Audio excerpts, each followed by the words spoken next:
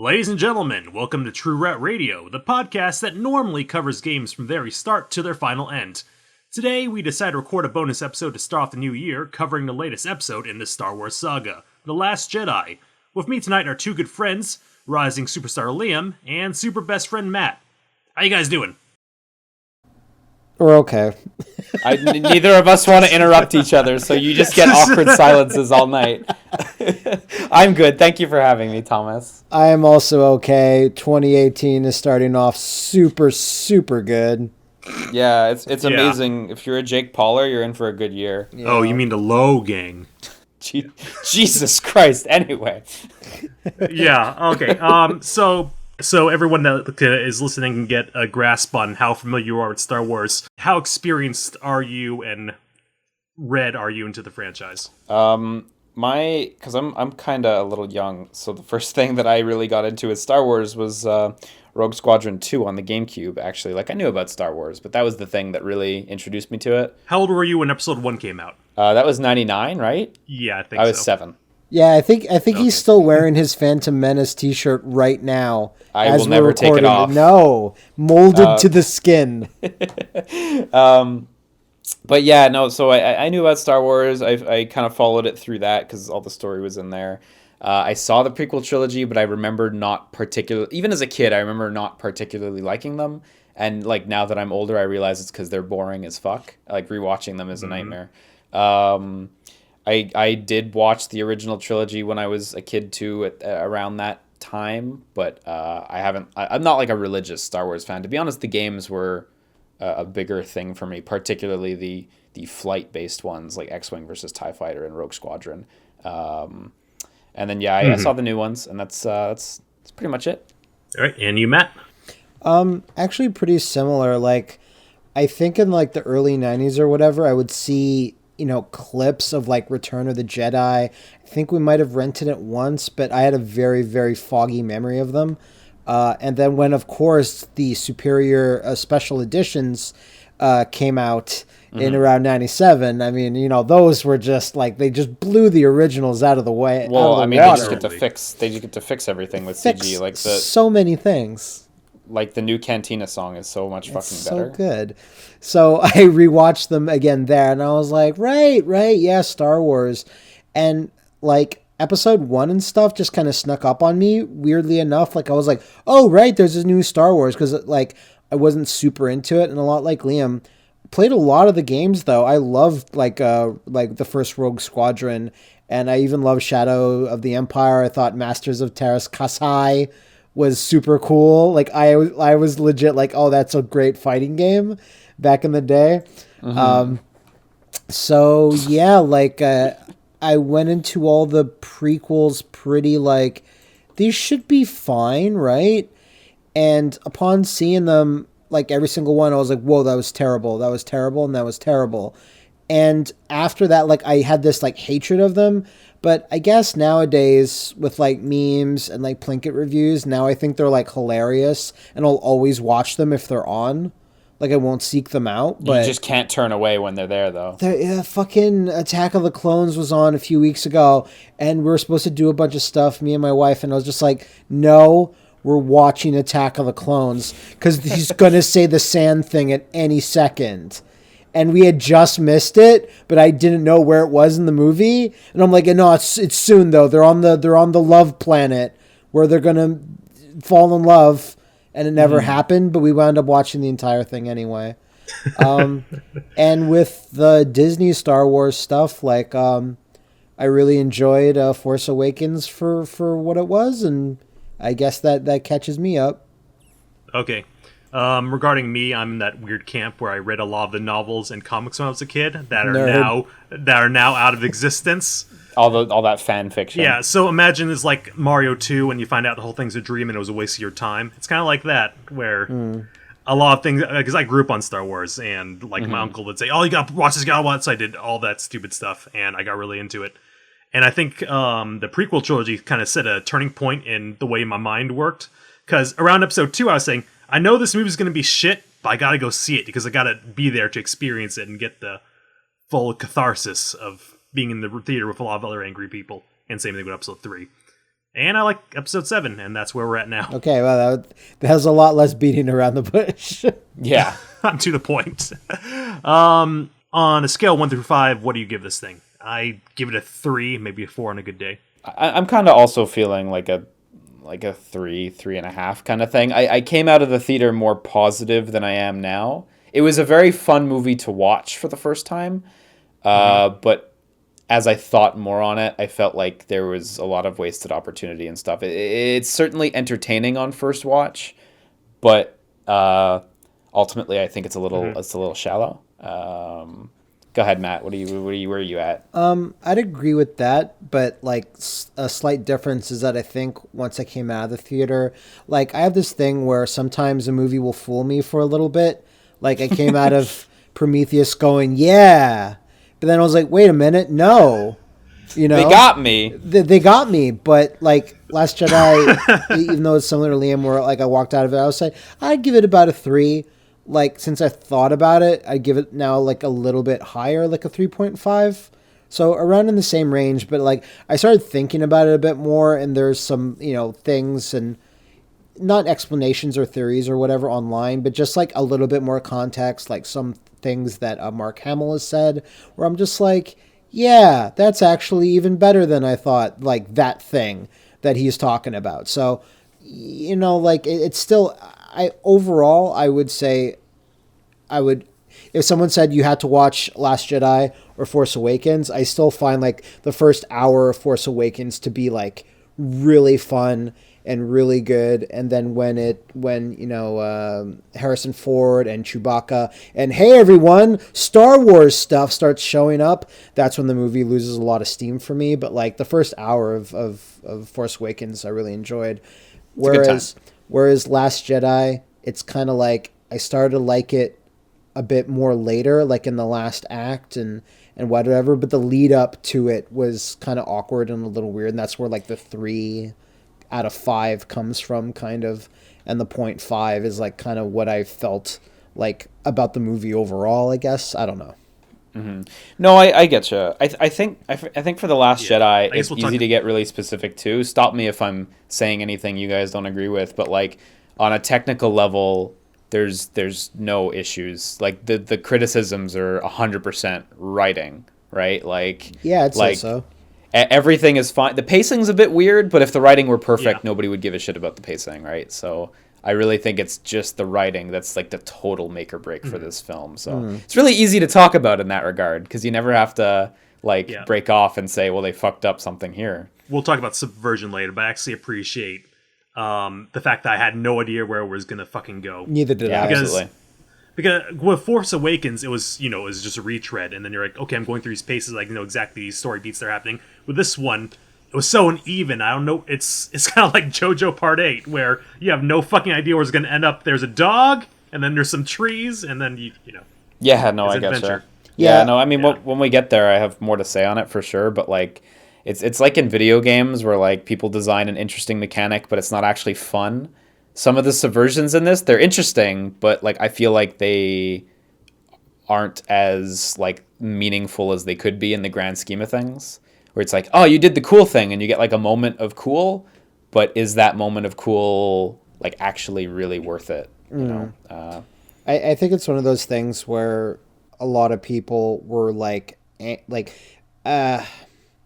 at least Star Wars fans, like ones that are really into it, were like angry that the movie did not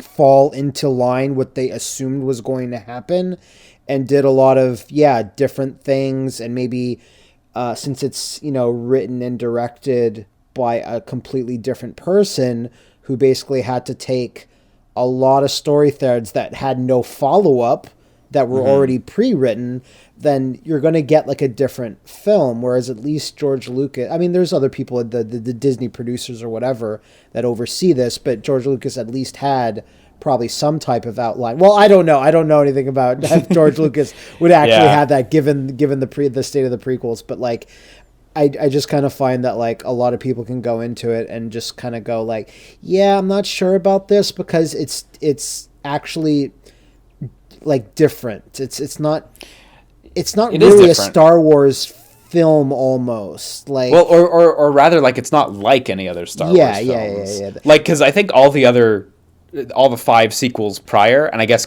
you could count Rogue One, so it's the 6 ones that followed the first film. Like, they're all kind of like each other a little bit. This one's really just not at all. I actually find it has more in common with Rogue One than it does Force Awakens. Like, not as... Maybe Rogue One is a little bit more Star Wars-y, but it still has that kind of feel where even though it had characters from Force Awakens, The Last Jedi, it still felt like almost like a spin-off. Like and I don't know why I think that. Well, I think it's because there wasn't a lot of meaningful substance. There were a lot of good rearrangements of the cast where like they start, for example, like Luke at the beginning of the movie, you have no idea what's up and what his deal is, and by the end of the movie, you know exactly where he's at. Right.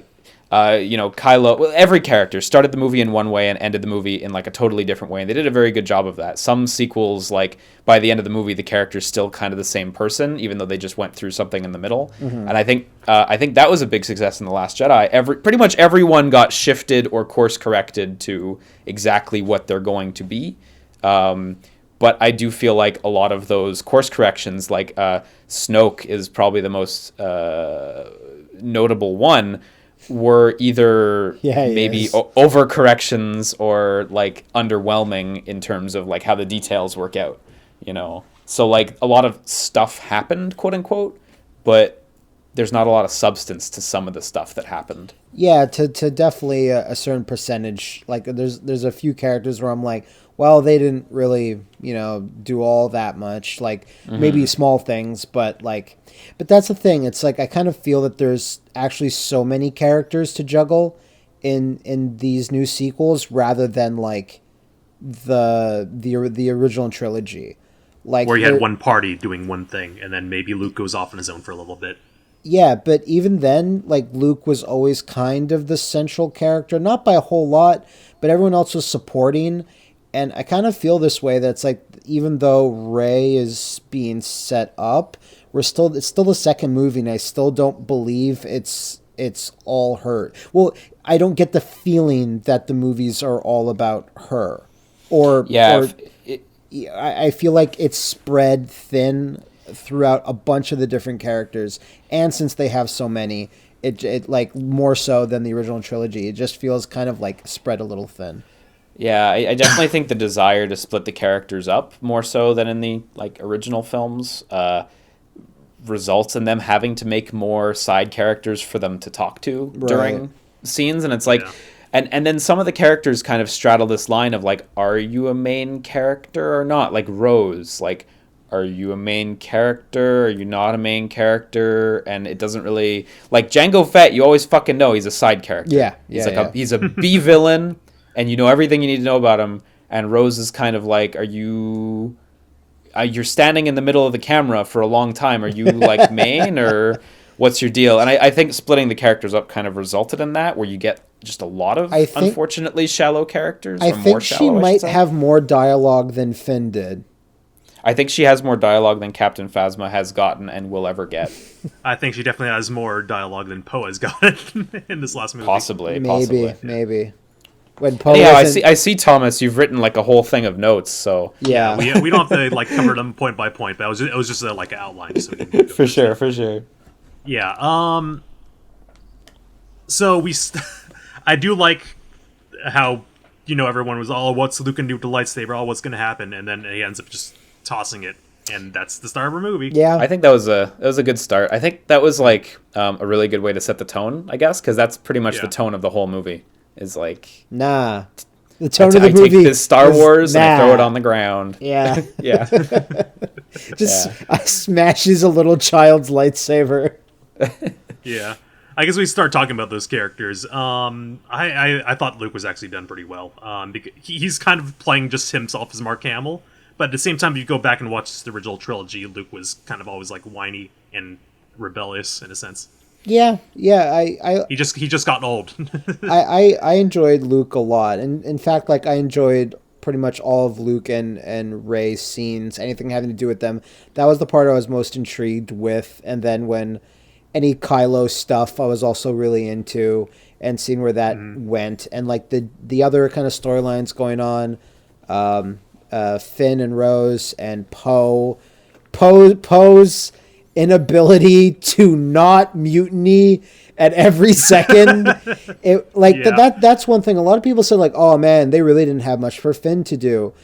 Because I really liked Poe in the first movie, and I still like him, but they kind of made him almost a little, I wouldn't say annoying, but I'm just fucking.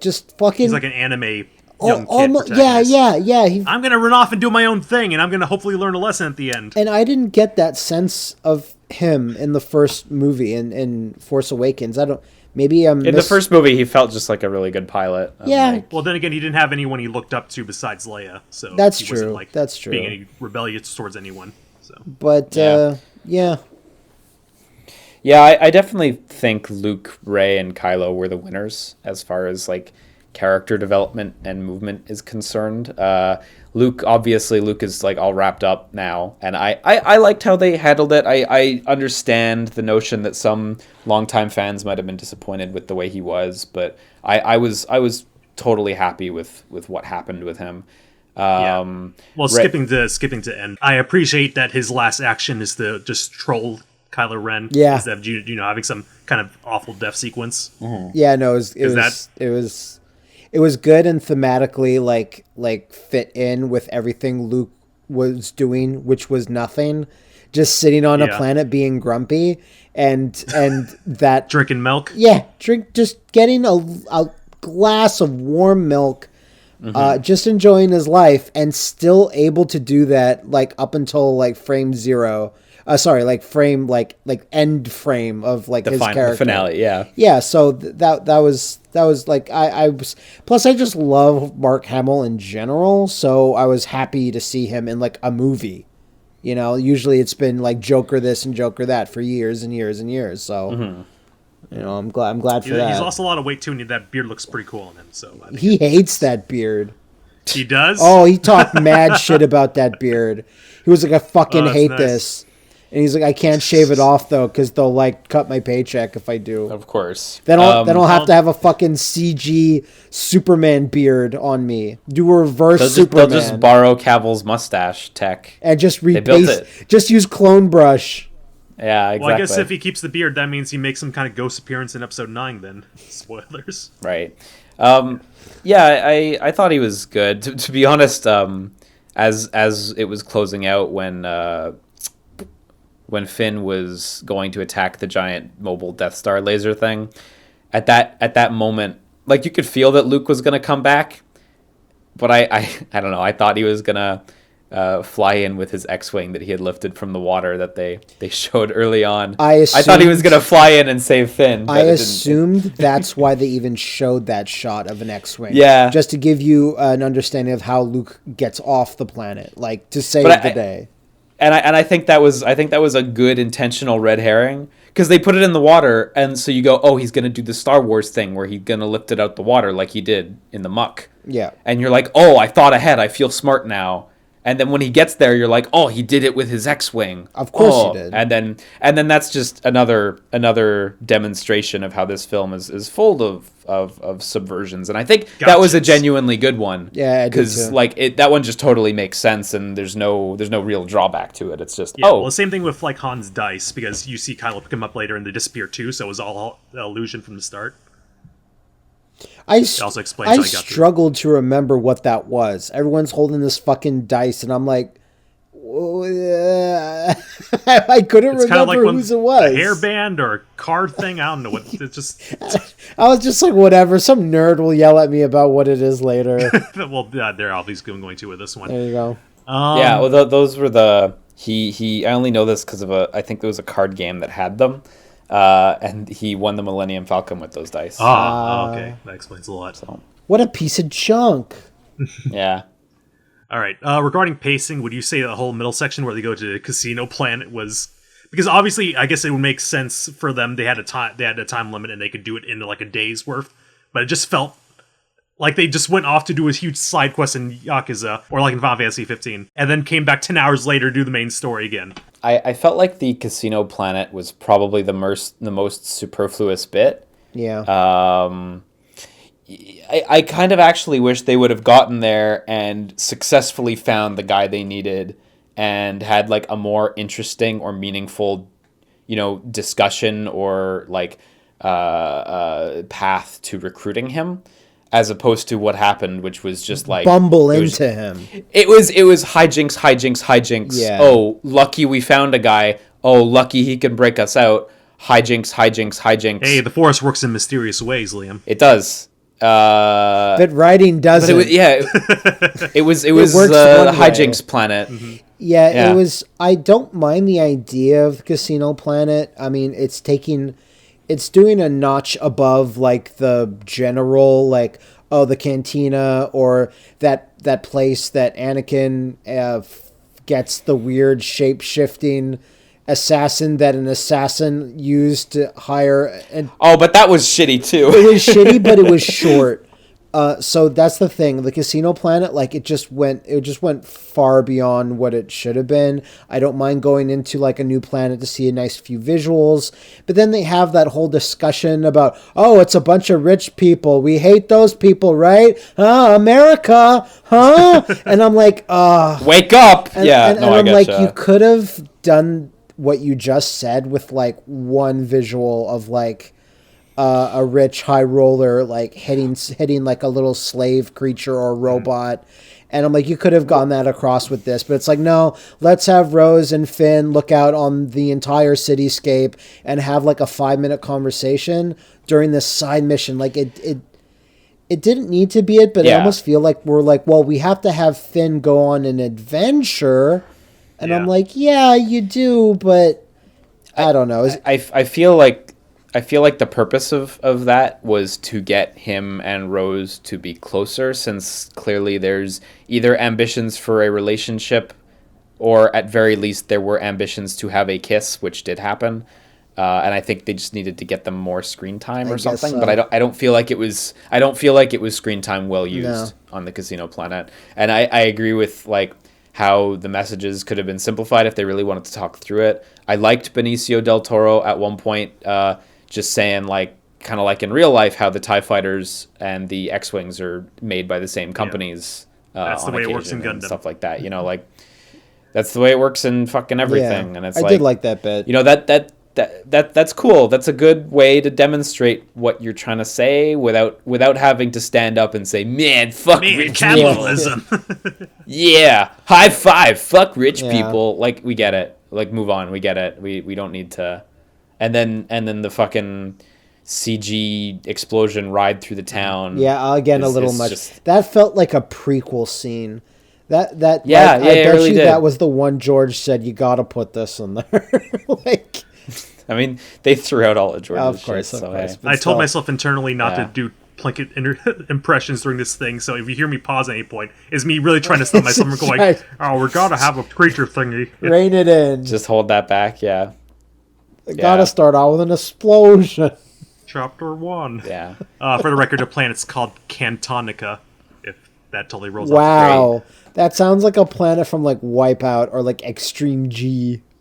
Cantonica. It's I guess it's Star Wars enough. I'll take it. Like, but yeah, Casino Planet. That gets the mildly unhappy face ranking from Game Pro. From Game Pro. So, I guess I'm skipping ahead, but do you want to hear my kind of way to fix that whole middle section? Sure. What's your proposal here? So, say Finn at the start, he wants a stowaway at the very beginning. That goes as planned. Rose finds him, he throws him in the brig, but DJ is also there because he happened to be a stowaway, or he happens to steal stuff on there. They get a plan to go, hijack and turn off the detector thing on the enemy base. The base blows up, all that same stuff happens. Then they land. They have to crash land and follow DJ to the Casino Planet, and then they have a whole trying to escape and get back to Salt Planet kind of thing. So then their whole plan fails, but at least they get to do something and try to get back to the Resistance. And at the same time, they don't inadvertently make DJ spill the beans and get a whole bunch of Resistance members killed, and thus making their whole plan absolutely worthless. Well, plus Benicio gets like I mean their plan wasn't worthless so much as it was a But had failure, a which negative was effect another of also theme. killing a bunch of people. But I agree with that idea. But I agree with that idea of getting Benicio more screen time, so like you actually give a shit by the time he turncoats. Yeah, I didn't give a shit that he turncoated. I'm like, yeah, he's an unscrupulous character. I mean, I haven't seen him do anything but be skeezy. So when he does a skeezy thing, I'm not really surprised or shocked. I did hear a very loud and obnoxious woman in the theater when he handed Rose back that moon thing, and she went, ah! So, that was another moment where they're like, oh, this guy's going to turn out to be good, but, yeah. That's not good. He needed it as a tool. It was just less bad. So, like, I don't even know if he's going to show up in 9 at this point and get his comeuppance, but... I don't know if he would, because... he can't be anything other than a bad guy after this movie. Literally got hundreds of people killed. Yeah.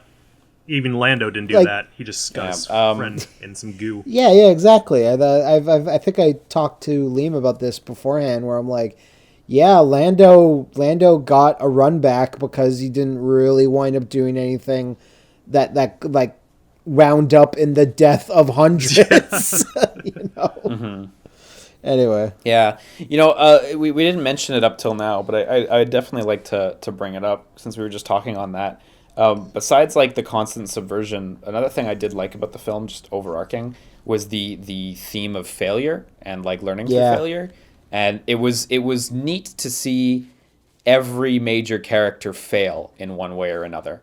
And like everyone from Snoke to Holdo, Leia, Luke, like everyone failed especially at what they wanted Hux. to do. Every moment. Especially Hux. But yeah, no, they all failed, and all the ones who survived kind of learned from it. And even the ones who didn't survive, barring Snoke, did learn from it. Snoke never got a chance. I think he learned a little. He learned Maybe he learned did. for like 10 seconds. Yeah. Now he's humble. Yeah. And I thought that was cool, and the scene with Yoda where Yoda talked about how failure was the best teacher, like did punctuate that well. Maybe it was a bit oblique, but I thought that was a good theme to run with. Can we talk about how cool it was that Yoda looked like a shitty puppet again? Except it was the puppet. It was the puppet. That's awesome. Yeah. They made a new puppet with the same mold. It's so crazy. I was really happy about We've that. gone through like a huge gamut of Yoda shit where. I always remember how Yoda looks in the original trilogy. And when Yoda showed up as a weird puppet in episode 1, he looked like fucking ass shit. He looked so bad. I'm like, this puppet's awful. Then they CG'd Yoda, but they CG'd him to look more like the original puppet or something. They made him... He looked a little odd in the CG. He looked like fake CG Yoda, but he looked more like Yoda in my head than the puppet from Phantom Menace did. And this Yoda is like perfect, pristine Yoda, where it's a CG hologram of a puppet being manipulated to talk. And I'm like, this is how you do it. Very happy. Well, I mean, like with episode 1, like they built a new puppet entirely, right? Whereas this one, they got their hands on the original mold, so they were able to make it exact. So that's why then. Apparently that was just kicking around, and they were able to get that. And I think they got one of the women who painted the original one to come back and paint this one as well. Like it was really done as accurately to the originals as possible. Whereas like. I respect the notion of trying something new in the prequels, but yeah, that didn't work. It's a little pointless to get the woman that colored it, because then they just CG'd a hologram like Halo around him anyway. With it. Yeah. But yeah, I commend the attempt certainly, to be as faithful as possible. I suppose. Yeah. Frank Oz. It was really cool, the Yoda bit, though. Yeah. Yeah.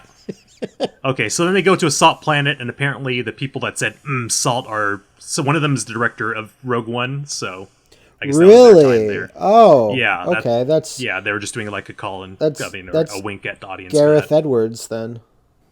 Yeah, I'd have to... Director of Godzilla 2014. Oh. Actually, was that movie any good? Because I never watched it. What, Godzilla? Yep. Yeah. The 24, it's pretty good. It's pretty good, although it's I mean, the thing is, it's you go into it going, this is an American Godzilla film, so it's going to be bam, whash, crow. Oh, everything's getting blown up and it's awesome and there's tons of fighting. It's not that at all. It's more akin to a Japanese Godzilla movie where they will make you wait a long time before you get to see any like monsters actually fight. So that's the only thing you have to know going into it. But yeah, it's fine. I'm more looking forward to the sequel, and I'm sure the American sequel will be an improvement. But yeah, okay. Yeah, I just looked up Gareth Edwards, the guy who nods next to the guy who says it's salt. So I have a thing about the Salt Planet where I'm like visually. It's called Crate, by the way. Yes, if you need the Crate. name, so. Kratos. Okay.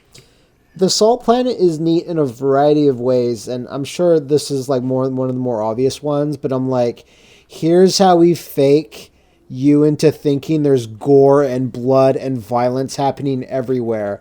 Because it happens in like 3 or 4 scenes. Like, Luke gets apparently blown up by lasers, and there's this huge explosion of blood, and it looks awesome, and you just assume that Luke gets killed.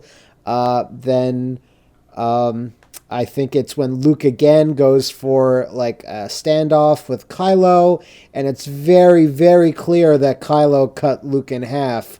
Or is it? Because all they do, just a neat visual trick, is that Kylo's foot just digs into the ground and kicks up this red salt shit, and then it just such a quick edit, but it just like, oh shit. And I literally thought Luke just would buy it right there, because it was such a nice cut, and I'm just like, okay, wow. And then when it's clear that's not the case at all, then I'm like, oh, you got me again, Salt Planet. Very tricky. The way Salt Planet tricked me was I keep thinking it was an ice planet because it was white Plus for those so long. ice foxes, I thought it was an ice planet as well. Yeah, they look like ice foxes. Me I thought it was too. Ice Planet. Yeah, I didn't love Crate. I felt like when I was watching it, I felt like I'm looking at the environment section of ArtStation. Like, it's art porn. You know, it's like, oh, we made it white. There's salt all over the like dark red earth, so it's art porn. This is my work in progress thread. I haven't textured the salt yet. Yeah, exactly, right? Not to say it looked bad. It looked phenomenal. But like, I kind of liked in other films when you would go to a new planet, generally you'd get like the full package. Like when you go to Kamino, you know what Kamino looks like. You know what the people of Kamino look like in the prequels. Right. When you go to Hoth, like Hoth comes with the full package of like, you got the AT-ATs, you got the speeders, you got the costumes, the winter costumes and stuff. When I go to Crate, it's like, there's the new AT-ATs, and everyone else is kind of wearing the same shit, and I guess the planet looks nice, I guess. So I don't know, I just felt like it was a little shallower than the other planets, like aesthetically. Even though it had that one nice gimmick, I felt like it was defined by that one gimmick. To be fair, though, it's only like the last 30 minutes where they spend time on this planet, and it seems as though you will only ever see Crate in Star Wars Battlefront 2. Okay. Well, So it's never mind like then. I'm catching myself doing the voice now, but it's, we gotta have different locations so people won't get bored. Because that's why they added a Casino Planet too. Because imagine if the whole thing took place on the ship. Yeah, and certainly I'd rather they make new planets than go back to Hoth or something like that. Like 100%. But Crate just, I don't know, it didn't blow me away. It was just a big flat nothing. Like it looked cool with the speeder things going across it, but that was about it. Yeah, but otherwise there's just a big flat nothing. So. I mean, so it seems like the only reason they have it is so it looks cool visually for a scene or two. I mean, I still liked it, but yeah, now that everyone's leaving, I'm like, yeah, I guess that does suck. Thomas just said something where I'm like, well, we have to have different planets because people would get bored. I mean, that's actually kind of like a problem in the movie, is that it's just one chase on with a bunch of ships against one other ship, and that's actually, at least in this movie, the main plot. We all got to get back to save our shitty ship that's getting shot to shit, and that's it. And there's only, I mean, there's the planet that Luke's on. There's the Casino Planet, which again is it's a side mish.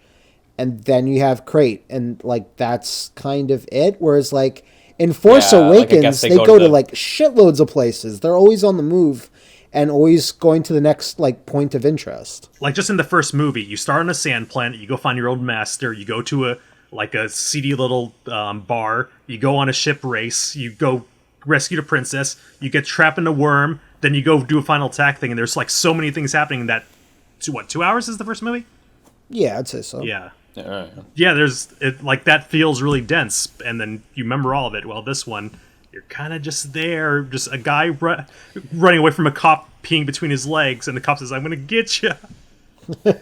Yeah, it's all very pretty and engaging to watch for the first time, but when you think back on it, like ultimately, even though you saw all these cool things, none of them ever really got developed later in the film, and it just comes off a little shallow by the end. Like, because I mean, that's always the thing with film. You see a cool thing, and you're like, "Oh, this is cool. I'm excited for them to tell me why it's really cool," and then in this movie, they just never told us why anything was really One cool. thing that Thing that they didn't need to explain to me why it's cool is Snoke's throne room, because that set cool. is just so fucking cool, and I'm just absolutely. like, if I never see it again, I'm like, yeah, that's fine.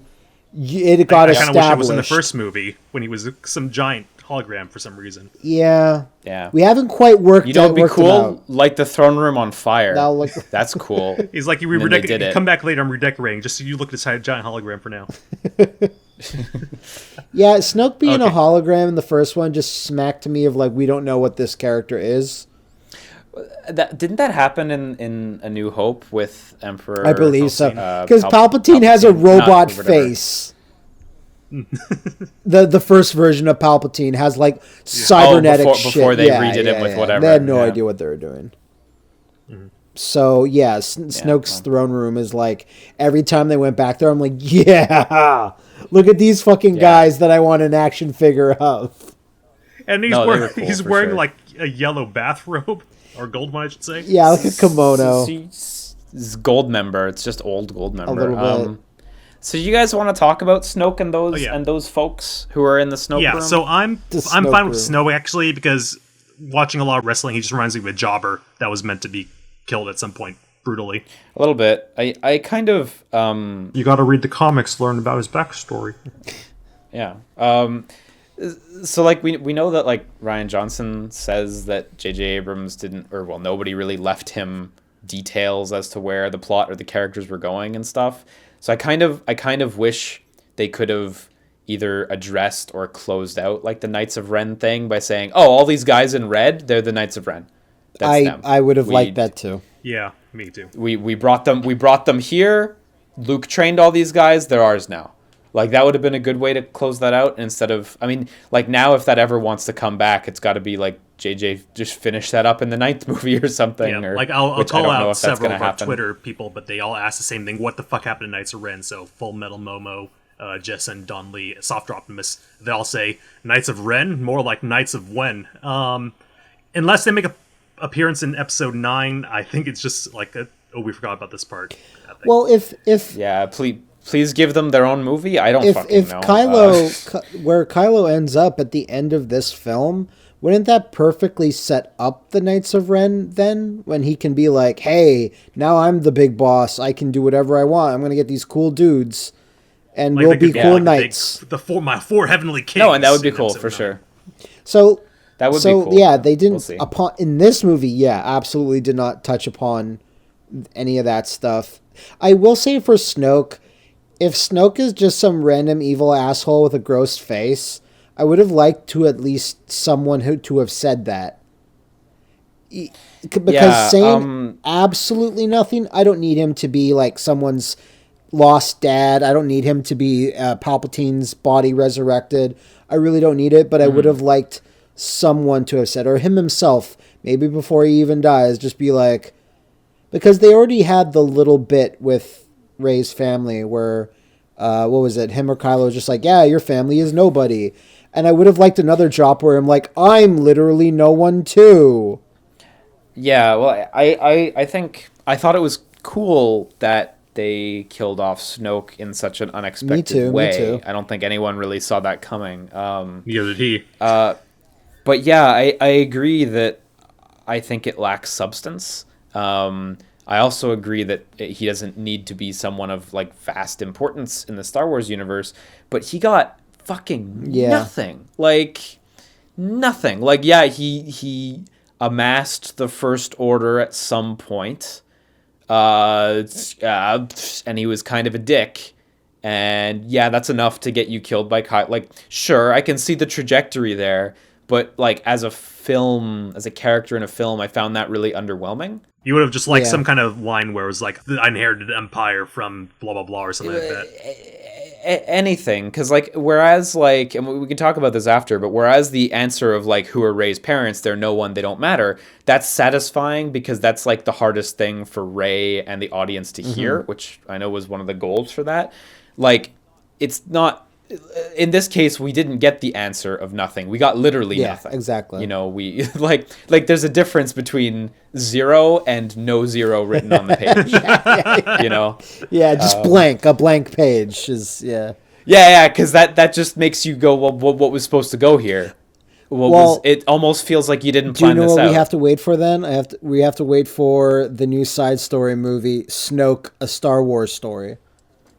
You mean Baby Snoke or young Snoke? Snoke stay out. And then the tagline is, it's Snow Joke. Oh, that's terrible. But yeah, I agree with Liam, like with everything there. Like I would have rather have had someone say you're nothing rather than have nothing. Mm-hmm. Yeah, the only result of him dying is like, okay, Kylo gets to assume a new position as opposed to like how it was with Darth Vader and the Emperor, where Darth Vader was always subordinate until like betrayal at the end. Like now Kylo has cemented himself as, no, I'm going to be the bad guy, not him. But I feel like it's, killing him was just kind of a little insubstantial the way they did it. Because we don't, the only thing we know is he was a mean dude. With a messed up face. That's it. He's and he wears like Japanese kimonos. How messed up. And he also can have the... Well, I'm not going to talk about power levels, but he also can apparently look at Kylo Ren with his shirt off at any point he wants. Yeah, I would too. You see that chest is 8 feet wide. He happens to pick like the worst opportune moments for the mind meldings to happen between Rey and Kylo. That was a cool idea. That like I like that too. Mm-hmm. It was a good way to get those characters chatting throughout the whole movie, despite the fact that they obviously couldn't be in the same room. I kind of feel like him taking his shirt off was almost like a thing that they added at the last second, where they actually saw Adam Driver take his shirt off, and they're like, whoa, roll this. And he's like, wait, what? I don't have my costume on. They're like, roll it. He doesn't have his shirt back on. And then they're just like, he's like, no. They'll just tell Daisy Ridley, like, pretend like he had his shirt off. Yeah. And she's like, what? And he's like, this is a big Hollywood movie. You do do real like I want. Yeah. It'd be cool if Rian Johnson talks like that. No Mickey Mouse business. We do this like real Hollywood production. No, we literally have to do this like Mickey Mouse. We're owned by them. Oh, whatever. Maybe he's vampire. I don't know. Maybe Snoke is vampire. I don't know. During that moment where his shirt's off, that was I was the only one in the audience that did it, but I like giggled like and no one knew why, but obviously like a shit lore like me, I said this is gonna make internet news in the next day or two. Infamy, yeah. Boy that made the rounds hard. I love it. This year was a good year for shopping FGC hands on dogs, and what got due to them and stuff like that. Good stuff. Jumping to LL Cool JZ says, why couldn't Holdo and Poe just fucking talk? And I agree. It seems like if Holdo just told Poe the plan from the start, there would have been all this stuff happening. Yeah, I really need to rewatch the film. I've only seen it once, and my understanding of the situation as I was watching it, and this might totally be a mistake, and this is just my one watch of the film. My understanding was that she didn't actually have a plan, and she was winging it. Because she mentions how she just kind of has to hold out for hope and shit, right? Someone in the comments and brought up that she didn't really owe him an answer because he was demoted and stuff like that. Yeah, like A, she didn't owe, but B, I actually thought she didn't have one because it's mentioned that like, oh, we just gotta hold out for hope or whatever the fuck the famous thing Leia said that she said was famous. But it's just a very common writer-like thing where if you just took each other aside and talked about this for like 5 minutes, none of this would have happened. No, for sure. Like if they would have spoken, like it would have fixed it. And for me, I thought again, need a rewatch, but I thought it was because she had no plan, and that was her failure in the movie, because everybody fails. That's the theme. But yeah, I definitely agree that was like maybe not written in the most straightforward way. Like, if everybody's coming away from the movie asking why didn't they talk, it clearly wasn't written as well as it could have been. I didn't get the impression that she had no plan. Just, I again, like Liam just said, I saw the movie once, so I feel like I might have missed like a bit of dialogue or a glance or an eye narrow that would have maybe just clued me in a bit more. But I just got just my general impression of the movie is that her and Leia thought up this plan, and maybe Leia would have told Poe that since, Leia couldn't, they just decided not to tell anybody about this plan, which is fine, but I'd rather her say to Poe, I have a plan, but I can't go into the details right now. Because some guy might figure it out and blow us up, which happens. Or something. Plus, they know that the First Order was tracking them, right? Mm-hmm. So they don't know exactly what that is, who that is, exactly what's happening with there. So that would have also been a fine explanation, or go, I have a plan, and you're just going to have to trust me, but I don't trust the ship or everyone on board the ship because someone's clearly leaking information to the Order, or they're tracking us somehow, and I'm just not comfortable. Plus, you're demoted. Yeah. So I really don't need to explain everything to you. There was just that 5-minute section there where he wanted to make a mutiny because he said, we're evacuating, we're giving up on the ship. She could have just said, I have a plan, just we can't talk about it right now. And then he throws a chair and then leaves in a huff. Yeah, I mean, I still kind of feel like there must be some interpretation in there that works, because how does that get onto a big screen if it doesn't?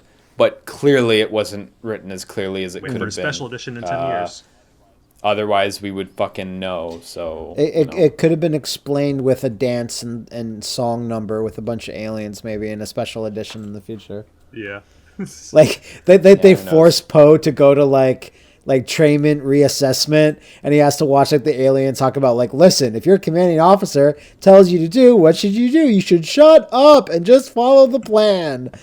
Or something like that. But, that's why I go back to Poe. I'm like, aside from the bombing run at the start, he just walked around the ship and was salty. Yeah. Yeah. I shout outs to that opening scene that was fucking gorgeous. The attack on the, what was it called? The Star, not Destroyer, but... It was Star... it was a Dreadnought. I think I'm the Star Juggernaut, bitch. It was just a Dreadnought. Dreadnought. Star Dreadnought, that sound great. Question, how does gravity work in space with the bombing run? It is indeed the Star Dreadnought. Okay, I actually want to talk about that. The bombs in Star Wars have existed since Episode 4. Y-Wings drop bombs. All right. Y-Wings are bombing ships. Thrusters on They've them always been there. or something? I assume so as well. If you look at the, I only know this because Rogue Squadron, I played it so much. But if you actually look at the not the proton torpedoes, rather the that Star Trek nerd, the proton bombs. No, proton torpedoes are totally in Star Wars. But are they called proton? Yeah, totally. It's like a science thing. Enough. But if you look at them, they just look like fucking regular bombs. They don't look that fancy, the ones that the Y-Wings dropped. Mm-hmm. So I when I heard a lot of people talking about, hey, well, how does gravity work in space? It's like, well, Y-Wings have done this for ever since the 70s. Okay, I'll take that as an answer. Are those scenes where the Y-Wings are in space, or are they lower to a planet? That I can't remember. That's a good question. I know in the games you can use the Y-Wings in space for sure. Yeah. But that's a fair question. I want to play. You're not wrong there. I want to play Rogue Leader again now. It still looks amazing. So I sort of giggled whenever the TIE Fighters came out too, because they still keep thinking about the Screaming Academy thing from StarCraft. That's sort of, yeah! I kept just imagining that instead. Yeah. God, no, I get you. You know, there's certain things you can do in all these sequels or the side stories that they'll be coming out. It's just you just put a TIE fighter in and I'll always be happy. Like it's such a cheap thing to me. We're like, I don't have all that much love for the Millennium Falcon. I'm like, yeah, it's neat, it's cool, it's same. But when a TIE fighter comes in, I'm like, fucking, I want the Empire to win. Yeah, TIE fighters are so cool. The bombing run was cool. I liked it. The only thing I didn't like about it was like, I don't know, seemed a little. I was a little surprised that one. I mean, even though those were like huge bombing ships, I'm surprised one was able to destroy the Star Dreadnought. Why'd you have 7 if you only needed 1? Well, I mean, because they're all gonna fucking die on the way because they're the slowest pieces of shit ever. But it's like it really makes me think they want to do some kind of like Normandy World War II shit where everyone's doing their final march before dying. Yeah, no, maybe so, but it makes me wonder, like, you know, why didn't we just bring Y-Wings back or something? Why do we have to design these stupid lumbering ships? And also, like, the Star Dreadnought just seems like a worse Star Destroyer. Like, I know it's got a big laser on it, but, like, at least the Star Destroyers, you have to destroy the big shield things on the side before you can blow it up. This one, you just fucking run the bombs over the weak point right in the front middle, and you're done. Like, I'm giving them... One good X-Wing pilot can beat all the turrets on the top of the ship, and whoop. I'm probably giving the movie or the writers like too much credit, but I get this impression that the New Order like just does stupider shit than the Empire, like because they want to be as good. So they're like, let's just build the biggest, dumbest ship ever.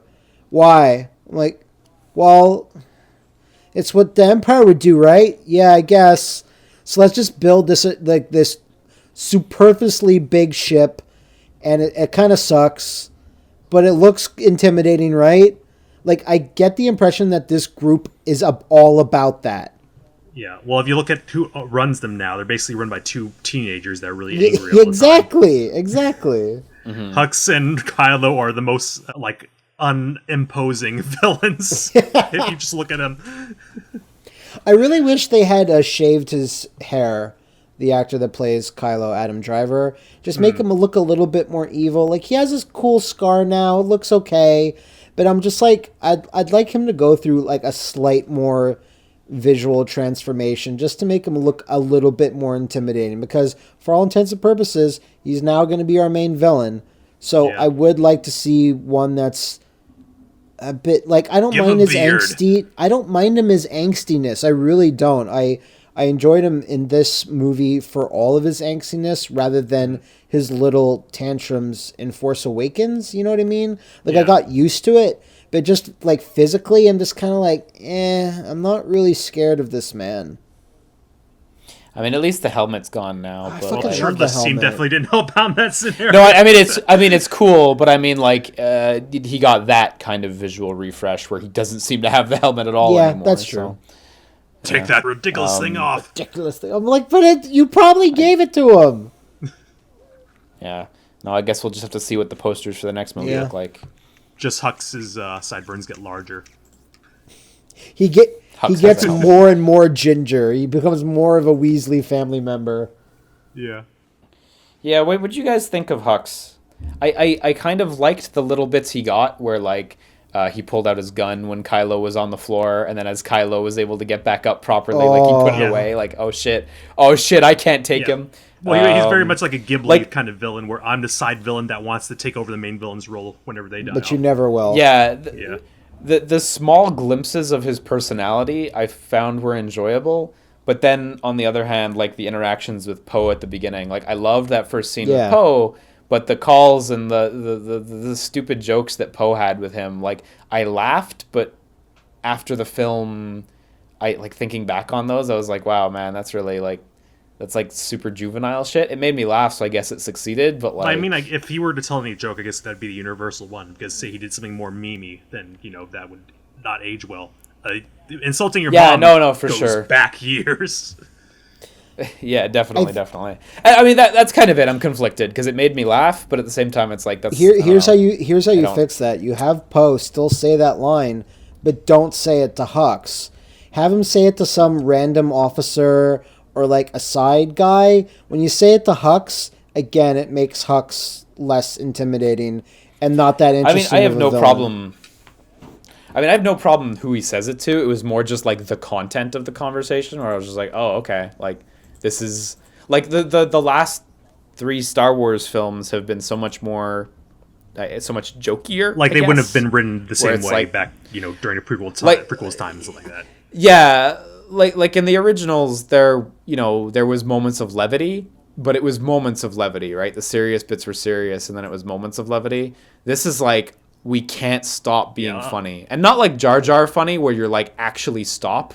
But like, it's just like, every important scene is punctuated with a joke. And it's like... Lumo New, one of our Twitter followers, says, what are your thoughts about no dramatic or emotional scene could linger or end without some kind of jokey joke? And I think... I don't know. I think there were some scenes that stand out in my mind where I'm like, I don't remember like any... Like, with Snoke and Kylo and Rey towards the end, those fighting scenes, maybe I'm forgetting one, but like... Oh, the joke at the end of that one was Hux pulling out his gun and then putting it back away. See, I didn't even notice... When you said that, I didn't even notice that. It flew over my head, I guess.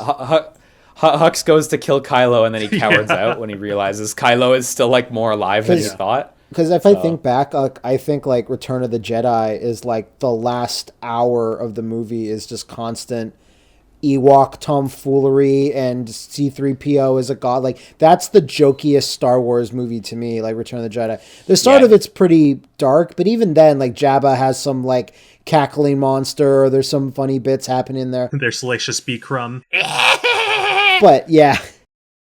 Yeah, no, I mean, real talk, I'm not going to front. I haven't seen that movie in like a decade, so maybe it is. Maybe it is more than I thought it was. But in your credit, this is the second movie, and the second movie in like the originals was like The Empire Strikes Back, in which I don't remember like any real jokes. Maybe some banter between Han and Lando.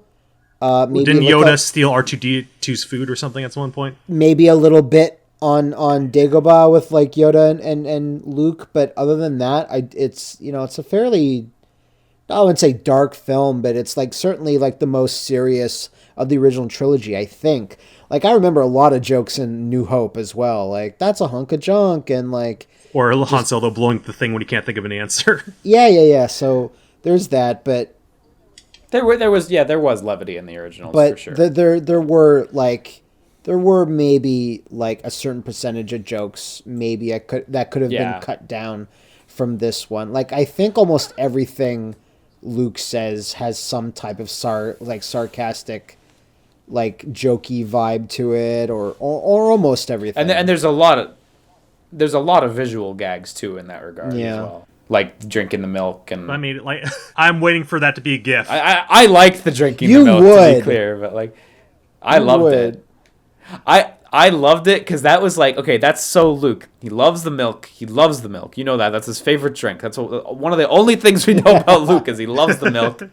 And to see him like drink it straight from the tit, you're like, damn, this is actually who Luke is. I really like that. It was so raw. Yeah. Yeah. No, I'm not gonna die on the hill of like there was too much levity, there was too little levity, because I can't reliably compare the originals to this or anything, but I felt like there was a lot, and it reminds me of a quote that Joss Whedon said about levity that I really don't he said about agree with. Where it was something about Marvel where he said you have to end tragic scenes on the joke or something like that, right? It was like I'm gonna paraphrase here, but he went on about like, make people sad, tell emotional things, but by God, end it with a joke or something like that. And like the notion that every here, I found it. Make it dark, make it grim, make it tough, but then for the love of God, tell a joke. And it's like, I don't agree with that at all. I don't. The notion... Well, granted, this movie wasn't Ghostbusters 2016. So. I don't agree that should be done for an entire movie. Like, you know what I mean? Like, I think certain scenes, like, there should be some key scenes that are jokeless. Like, absolutely jokeless. But, like, I mean, it's really hard because it's a very movie studio thing or very mainstream like writer thing to say something like that. Because for any time I'm like, that's ridiculous. No one wants that. I mean, I've talked to people that like think Up is the worst movie in the world because the starting scene made them sad. And there was no joke for that scene. And I'm like, oh my God, it's true. I felt bad, so it was bad. Exactly. That notion is ridiculous. It is, and I'm like, I'm sure that's what they're scared of, like a movie executive or a writer that's trying to pen like a big blockbuster thing. It's just like, yeah, if you make people feel bad, they'll not like the movie. I mean, that's superhero movies, and that's what these last 3 Star Wars movies have kind of been. That's it's life. Just like they're kind of like a plain milquetoast. Regular oatmeal kind of consistency with a lot of neat things happening, nothing too crazy, and jokes everywhere, and just enough action but not too much action everywhere, and bleh. Star Wars Episode 8, jokes and Snokes. Yeah, but it's weird though, because Last Jedi is the one that has all this criticism, and it's actually the one that takes the most risks, but not that many. But I think it takes a lot of risks, but I don't think it runs all the way with them. No. Like join me. Let's change this shit. Nah, I'm not gonna join you. That We're gonna just awesome. stay on our sides, right? I was so hoping she would go.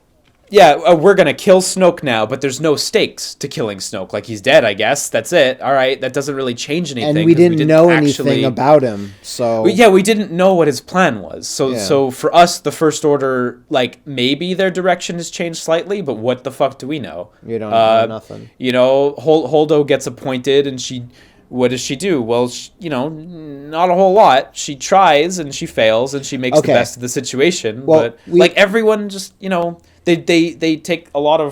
make a lot of radical moves, but none of them have a lot of meaning behind them, I guess. And also, a lot of them failed too. They all failed. That's kind of the theme of it. Every person. Yeah. Before we forget, it's like poetry, so it's that they rhyme. Yeah. Before we forget, we have to talk about Holdo and just like, what is the one thing Holdo did? Oh, the coolest thing, like visually in terms of a gag thing. Like, that's so awesome. Did you guys hear about how some people were saying that they didn't get it? They thought what had happened. They thought they probably don't watch a lot of sci-fi then. No. They thought there's something technically wrong with the movie. Like, where'd all the sound go? Oh, because the audio went out. Oh, yeah. and demanded refunds. What? Like, I saw that. Yeah, it's amazing. That's crazy. Yeah, that was like that shot was fucking ridiculously good. Hats off to everyone who was behind that. Yeah. Because aesthetically it was so on point, and just totally cutting the audio and just running the shot. What was it, like 3, 4, 5 times from different angles? Yeah. That was really They cool money put part. into that. They did the best they could to try to get across what was happening, and they still failed. At least for like really mainstream people who may never have seen it. But I think it was cool. Because that kind of stuff really happens in cool. Star Trek and anime all the time, and novels, but we never got to see it in Star Wars. Yeah. Now we have. Yeah. So there is that. It's a one-time gag. It'll never be used again, but I'm glad I saw it, Mm-hmm. No, it was cool. I saw a lot of people asking saying that it kind of devalues captains in other like older Star Wars media for never doing the same thing. And I would contest that, but those ships were never empty. Those the captains on those other ships wouldn't want to kill literally everybody on the ship. Also, and it didn't really stop them either. This didn't really stop the Empire either. They still had, people were still alive. Everyone was still alive in the ship. It just stopped the ship from firing, basically. Yeah. And they made a point in the movie to kept saying that they only had fuel left for one more jump. And they at least put that seed in there, just saying, hey, they only have fuel left for one more jump. We're going to do one more jump. Yeah, exactly. So, yeah. Now, what I'm wondering is, why didn't she do that earlier when everyone was getting shot at and she had a chance to? She could have prevented. Did it have everyone left the ship at that point? I was gonna say, wasn't everyone still on the ship at that point? When Yeah. did that happen? No, everyone were evacuated, and then all the ships were getting shot, and then she does that at the last second to try to, Oh, well, didn't she only do it once the ship started getting shot as a response to that?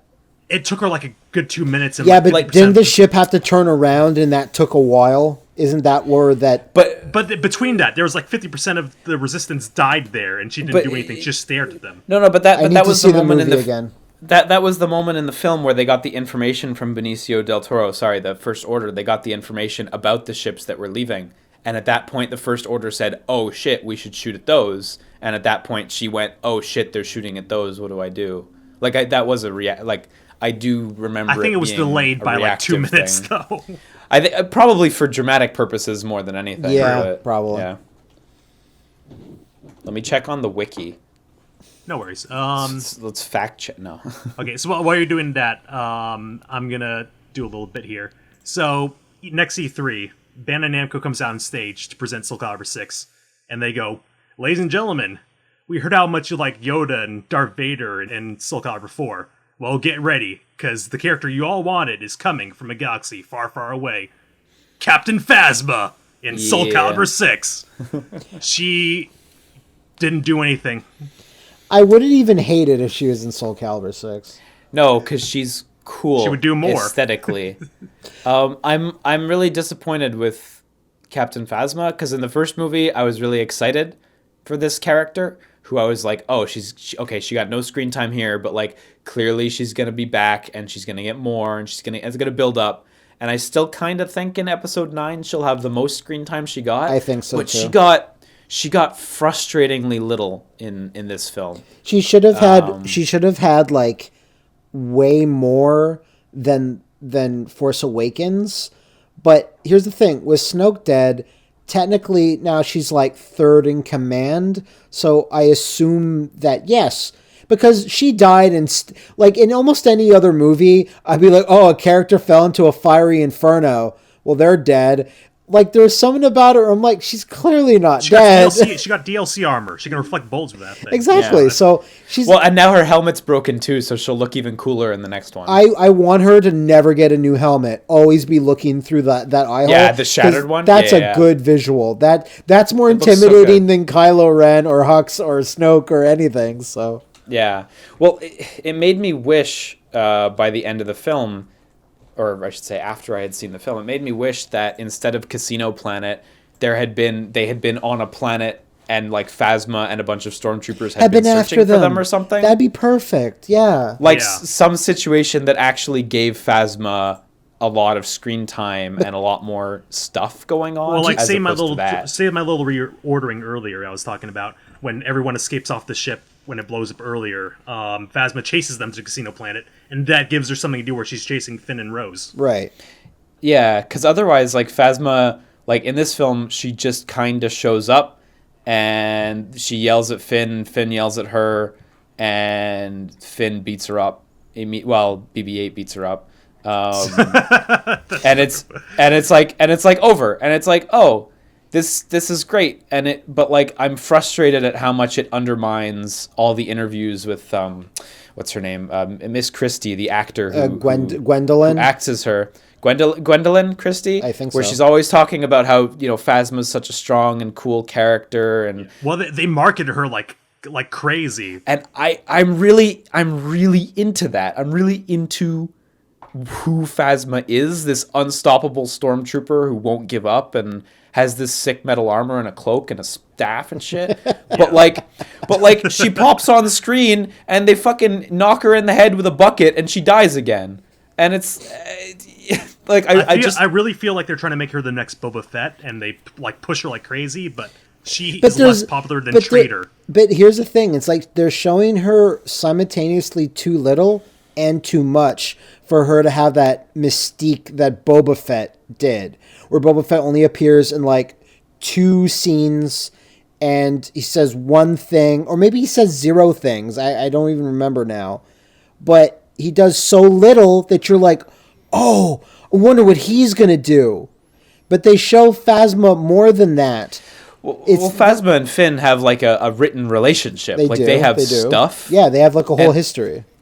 And I just don't feel like it ever matters, because it's like, okay, what happened in this movie? Well, guess what? Phasma showed up where Finn was, went FN 2-1 whatever. Yeah. Get over here, and then got and kicked then in by throws out her BB-8. arms spear.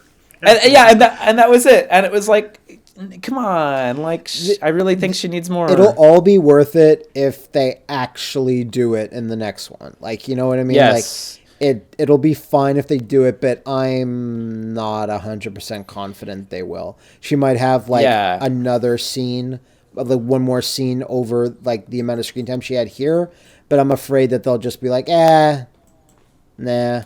Yeah, I feel like you can still salvage Phasma, but I'm growing increasingly concerned that it'll never happen. Like, I care more about... Seriously, I totally agree. Like, I care more about Dengar the Mummy Man than I do about Phasma at this point.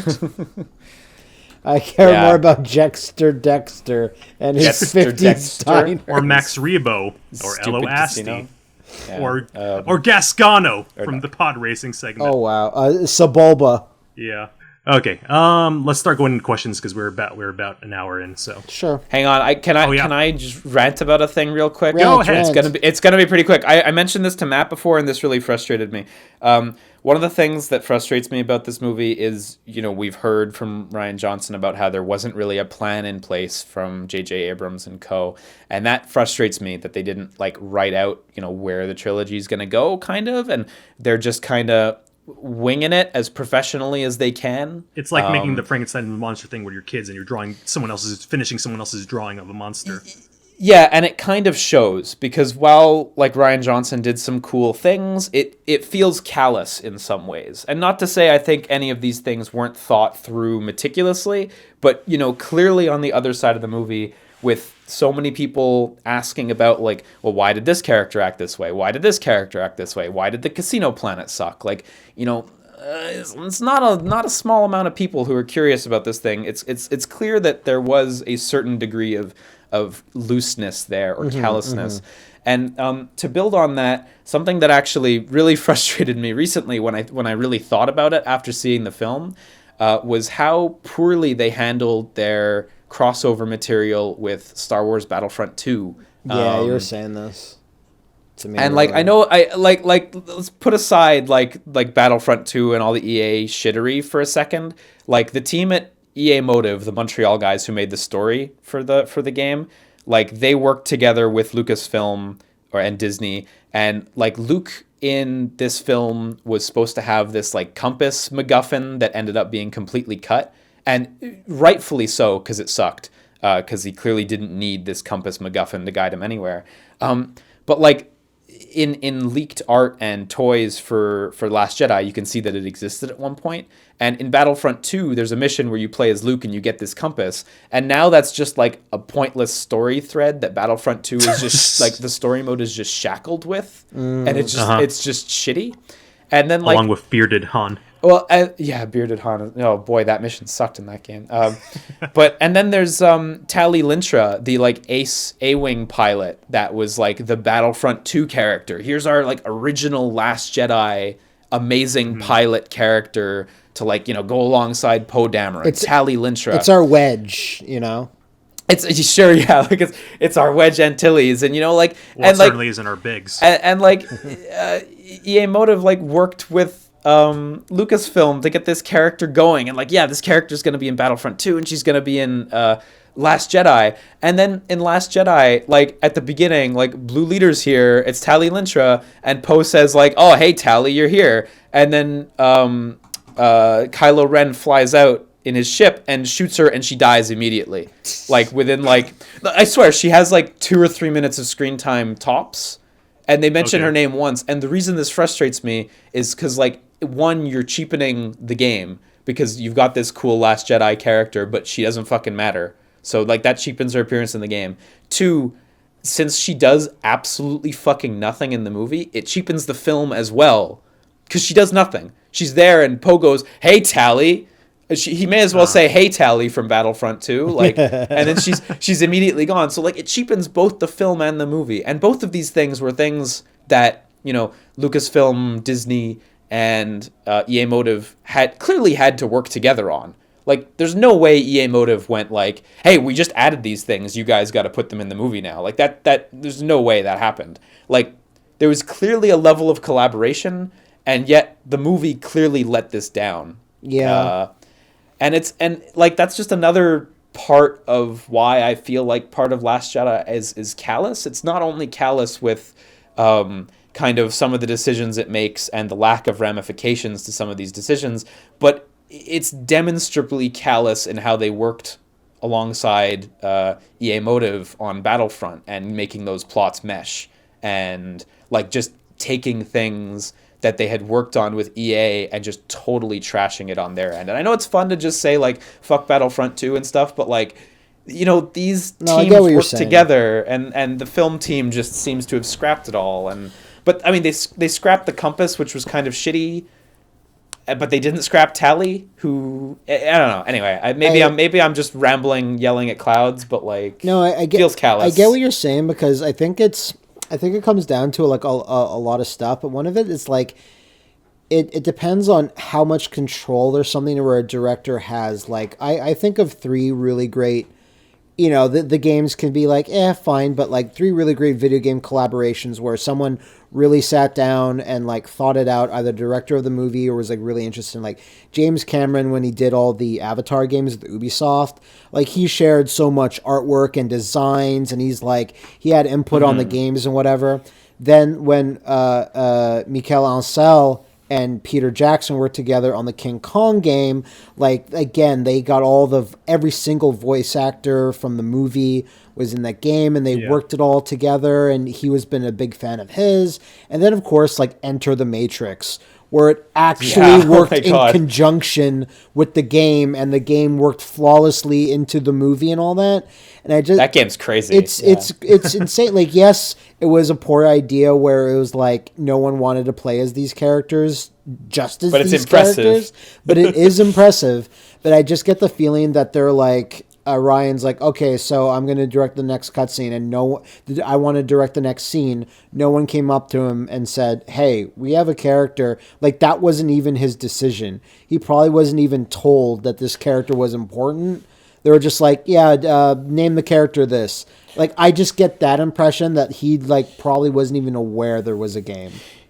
Well, I mean, I'm sure he was, but for you know sure, what I mean. To be clear, like, I'm not hedging this at Ryan or any specific person. No, I know you're not. I'm just saying it's like, I kind of feel that this, like, these Star Wars movies, since it's been like, you know, about 10 years since the last one, like, they just micromanage the fuck out of all this stuff now.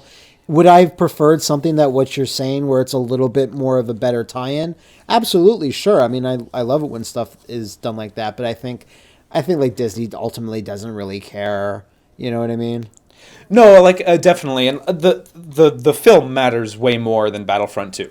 Even if we hadn't had this whole muck up with Battlefront 2, the film matters way more every day of the week, like for Star Wars, right? Yeah. And so I respect the notion that they're doing what's best for the film. But, like, when the film comes out with, like, such, again, I feel like callous writing decisions, and then I see, like, these additional callous writing decisions in conjunction with Battlefront 2, I just go, like, what's up? Like... Yeah. How, like, you're fumbling with the ball all day here. Because speaking about Ubisoft at this point, slight spoilers, but even Assassin's Creed Origins references the movie at one point, and it's kind of funny. Really? Oh, the Assassin's Creed movie? The main character when you're with what's the main Illuminati organization in the Abstergo. Yeah, Abstergo. So your main character actually worked on that 3D maneuver gear thing they use in that movie. Like the rig thing? Yeah. The rig thing that the main character in the movie uses. Fuck that thing. Yeah. So that actually has more of a tie-in than your character kind of. Star Wars. Yeah. But no, I think long gone will be the days of like a movie being made as hard in conjunction with the game. Like, I think those days are over. Like, unfortunately, because I really liked it. Unless it's like an indie film or something. When you do it right, it's really cool. It is, and like I just don't think anyone cares that much. Like, no movie studio cares. They're like, oh, video games are lame. They'll never make a good video game movie. Like, let's not even care about this. It's not going to be the next thing. Like, I really still, like you said, it was impressive, and I respected that whole Matrix thing where it's like, yeah, then we have the anime movie, then we have the game, and it's all tied together, and like someone double checked, triple checked that it all flowed. Nothing, They really put a lot into it. Yeah, and then it's just not going to happen. Everything you do nowadays is just VR movie tie-ins that are just like 10 minutes long, and that's it. And it's cheap and easy. It's cheap and easy. Yeah. But yeah, so rest in peace, Tali Lintra. You never fucking mattered. It says that on her space grave. You never fucking mattered. Yeah, and it like quadruple bums me out because I have a bit of a hard on for the fucking space bits, and like I was like, oh cool, a new space person. That's the ones I like. Oh. Exactly. Oh well. Oh, I guess one last thing. Some people are weirded out by Leia's force powers, but like if you grew up reading the extra material, she had a lightsaber at one point. Really, I didn't know that. So it's like in the fan fiction. Well, that's now non-existent fan fiction. Yes, she has a lightsaber, but because like you saw Mace Windu in cartoons, right? Yeah. Like they can do any kind of shit, so I was fine with her having some like latent new type powers to get back into. It's weird looking, but like it's whatever. Like it's that's fine. I thought it was fine. I thought it was thematically appropriate for her, just because like at least in the movies, never really showed her like using the Force in like a physical way. But at least in Force Awakens, it at least showed her that like, oh, I have like at least a mind link with people, so I can tell when certain things are disturbing the Force. And I kind of felt like something that was still a non-fighting thing. Like it's more of a healing resurrection thingy. Like it felt like a new type thing where it activates. It activates when you're low on health. Yeah, no, she floats in the air. She floats in the air like Gil, and just as long as her power meter was filled by the time that happened to her, then it's fine. It's basically like Dark Phoenix. Trigger. Like she has Gil's resurrection and Hakan's oil trap. Her oil coaster. She lies on the ground, and anything above her, like if Poe flew above her, she would fucking flip that shit around her. Yeah. Visually in the movie, it looked a little like weird, but like I still felt like, oh, she's a healer type, like she's a different class almost, and I'm like, that's cool, like that makes sense. Yeah. I didn't have any problem with it. Yeah, I guess people are really weirded out by like she just Mary Poppins her way down. I guess if maybe she had like a bubble around her, a Force power, and then they came out and rescued her. The Force is everywhere. It's definitely just weird, and it just happens, and you're like, oh, this is weird, and it just happens. Yeah. So I definitely think that's a result of again like the direction of the film being like, let's trick the viewer constantly, which is cool. Yeah. And it's like, okay, this is where she dies. You thought she would die. I thought. Oh yeah. I thought she was gonna die right there. Yeah, exactly. I think everyone did, and then yeah. Like if she did die there, that would be really like you see her body get sucked out. That was kind of horrific. I thought she was gonna die there, like straight up. But yeah, Even that TIE pilot fighter failed. Everyone failed. And he will hopefully learn and do better. I did like how... Does Kylo know that she's still alive, you think? I actually don't know. Although now I guess it doesn't really matter because he's not going to get her back on screen. So I don't remember Kylo ever looking up or just going, huh, what was that? Like he did it. Let me Google this. He did it when he was circling around the ship and knew she was in there. But other than that, I don't remember him ever...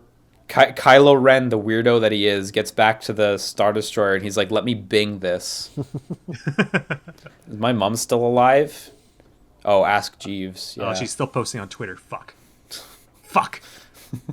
She's still on Etsy. My failure son with his cool tie didn't even shoot me. I'm still very interested to see what they do with her in the next movie, since she did not film any scenes for it. I mean, they fucking CG'd an entire actor in Rogue One. But they're not going to do that with gonna her. reuse her. Yeah, so I kind of feel like she's gonna just get written out. Like the way she ended in this film, I think is Appropriate. as appropriate as it's gonna get, Yeah, considering she actually did pass away. So The problem is that, like, I can't remember who it was, but in some prequel, someone just gets written off. Someone just like, yeah, they went on to do that or whatever. they went to the attic. But for this, she's still, like, especially in this movie, she still was in, quite a few scenes and had a presence. And I felt like she really didn't in Force Awakens. Like, I felt like she was basically a cameo. And she said, like, 2 or 3 lines. But I'm like, how can you write her out? The only way you can write her out is just assuming the audience knows the actress is dead. And they'll be all fine with it, and no one will really say anything. Like, I kind of think she's just never going to appear again, and they'll just like. But do you think they'll even give her a throwaway line like, "Oh, the general just retired"? Or, I mean, maybe, yeah. Maybe? I could see something like that. She's I don't know, it'd be like Transformers, where it's like, you broke up with your girlfriend. Well, she was a bitch anyway. But I don't think they'll have her drive up in her X-wing beside the main character and go, "Yeah, you forgot to say goodbye." Like, I don't think they're gonna do that, right? My favorite is the end of the animated G.I. Joe movie, where the fucking Duke dies by a snake spear in his chest. Blood pours out of the wound, and they're like, he fell into a coma. Because the early cuts, kids just started to cry and complain. So they just ADR'd over it, where he never reappears in the movie. And like 3 seconds before the credits happen, they go, Duke woke up from his coma. Great. It's amazing. He's fine. Leia's fine. He's fine, kids. She's getting better. Getting stronger. In the original Voltron dub, in the original anime, the Earth blows up and everyone on Earth dies. But in the English dub of it, you see, oh look, all the humans are getting away under escape crafts. Good thing that happened. Yeah, all off screen. Yep. Just write that in, yeah. Yep.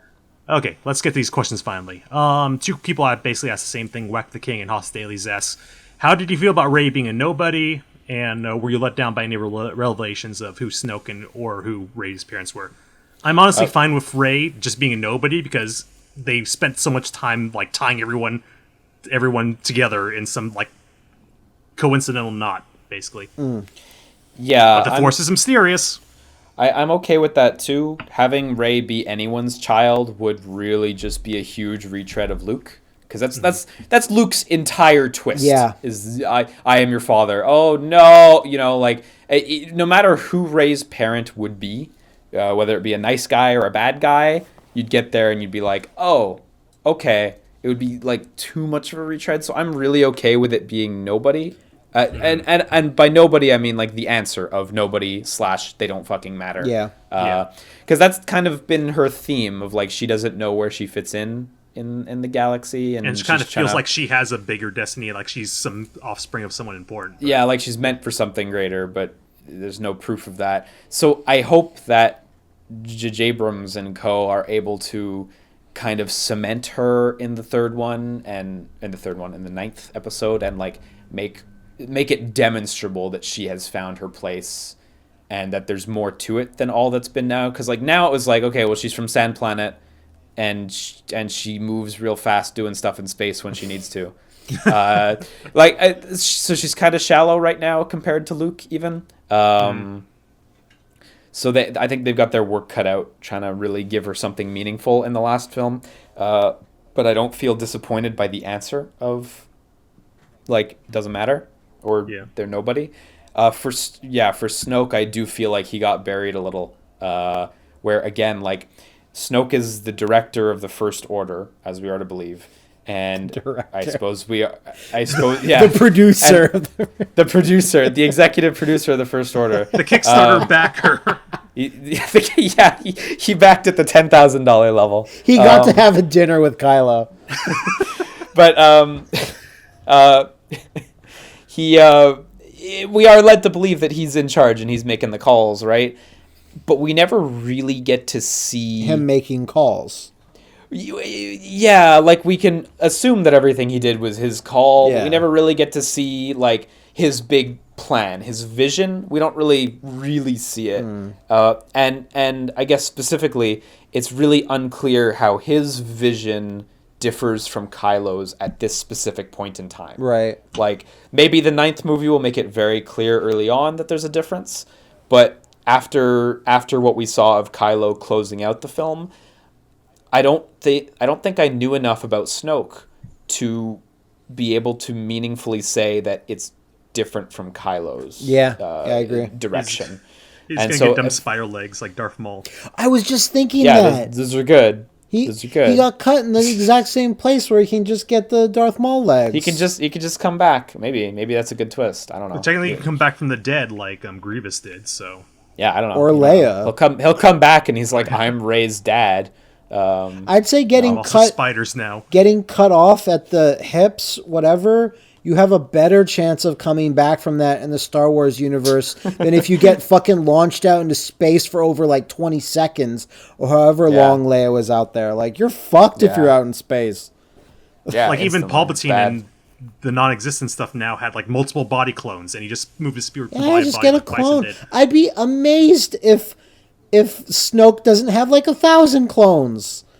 Like, he's an old gross thing. Like he bought out Camino. Yeah, just Like the way his body's like that is because his clone bodies keep dying off quickly. why not? Yeah. Why not? Oh yeah. But yeah, that's where I'm at. So But now what do you we're think, theory Matt, crafting. about those guys? For me, like, I think it's awesome. If I really hope they don't run it back, but I hope Rey's parents are no ones, and I wouldn't mind if there's maybe like a subplot where she meets like a father, and the father's just like, yeah, I just wanted to sell you to get money to go to the casino planet or whatever.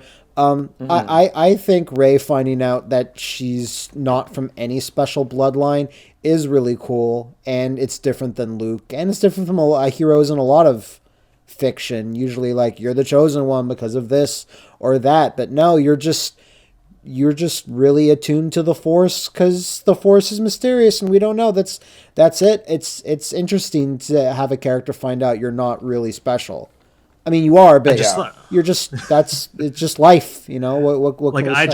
just thought of a better way they could have fixed Snoke too. Is they could have had it set up where Snoke was giving her some fake memories of what she thought her parents were, and then it turns out then he reveals that I made all that up too, and that would have given a little bit more hubris and a little bit more reason for Rey to hate his guts. But Yeah, and it gives Snoke a little bit more than zero, you know. A little bit. Because I liked Rey in this movie more than in the first one, even though she actually technically like had less scenes and less dialogue, because she's throughout the entire movie of Force Awakens, and I don't know, there's just something about the way they handled her. I'm like, I'm liking where this is going. I still need to see the ninth movie to see if it really pays off, if it, you know, she like Liam said, kind of like finds her place or finds where she belongs, but. I'm interested to see where that goes, but Snoke, like, yeah, I do feel a little shortchanged. Like we've already discussed, he literally got a blank page rather than a blank page that said, like, you know, he is this or he is that. Yeah. So yeah, I do feel a little cheated out of Snoke a little bit, but at the end of the day, I was never even that interested in him to begin with. Like, from a visual standpoint, I'm like, yeah, he's a gross old guy. It's kind of like Palpatine. Yeah. And I can't imagine what they would, if they did expand upon him, what he would be any more interesting than the Emperor. Like, I don't know what you could possibly do to make me go, oh, that's cool. I definitely feel like to a degree there's some ingrained, like, problems, quote unquote, where like the cast mirrors the cast from the original trilogy so hard that it would be kind of uninteresting if you just did the same stuff. Again, like, just because something is flashy and subversive doesn't mean it's good or substantial, but I respect the notion of like, we're gonna at least try some shit. I do wish there was a bit more to some of that shit, but yeah. all right. Easy Name, Easy Life says, I have to reword this for him. Where do robot hands go to Jedi? Oh, fuck, I screwed this up. Why do robot hands go to Jedi heaven? Why do robot hands go to Jedi heaven, but their clothes don't? There's a lot of words there. That's a good question. Yeah, I mean, I guess that goes along with like, why do some ghosts change over time? Why does Obi-Wan appear old, but Anakin appears young in the special edition? Why does he get a young ghost? Yeah. No, yeah. Well, I guess if I were to get raptured, all my fillings would fall on the ground, wouldn't they? Yeah. I guess that just goes in the mire of how the fuck do the Jedi ghosts work? Yeah. Like... it's what you want to go. I think George Lucas running it back and not ruin scenes, but like make them objectively worse by changing them in later versions. Like most of them, yeah. It's an impossible question to like. If they're stayed consistent, then you could you could have a conversation about it. But I think with depending on I don't think Disney will ever do stuff like that. Hopefully. But when you've already established that ghosts can change over time and get the clothes that they like and not the evil clothes they were wearing when they died, it's an impossible. But I've never thought about it, though. Is it the ghost of your robot? That's a funny question, though. Yeah. I mean, I guess it's just... That's one of the things we're all willing to overlook. Yeah, well, I think... if you just leave things a mystery, it's like, oh, it's just magic. If you start explaining things with midichlorians or S cells, then you start thinking about it too much, and it gets really stupid. I mean, fucking Ghost Yoda physically did a thing. He shot goddamn lightning from the sky. So I don't even think they're ghosts at all. They're like a manifestation of their force, or how much midichlorians they got in them. They're more powerful than you can ever imagine. Killing us actually makes us really strong. You fools. Now we can watch you with your shirt off anytime we want. Yeah, and then, again, the ghosts in the other movies didn't do anything. They just stand around looking really happy with each other. But now that, Yoda Ghost can fucking summon the elements, anything's on the table now. Mm-hmm. Especially cyber ghost hands.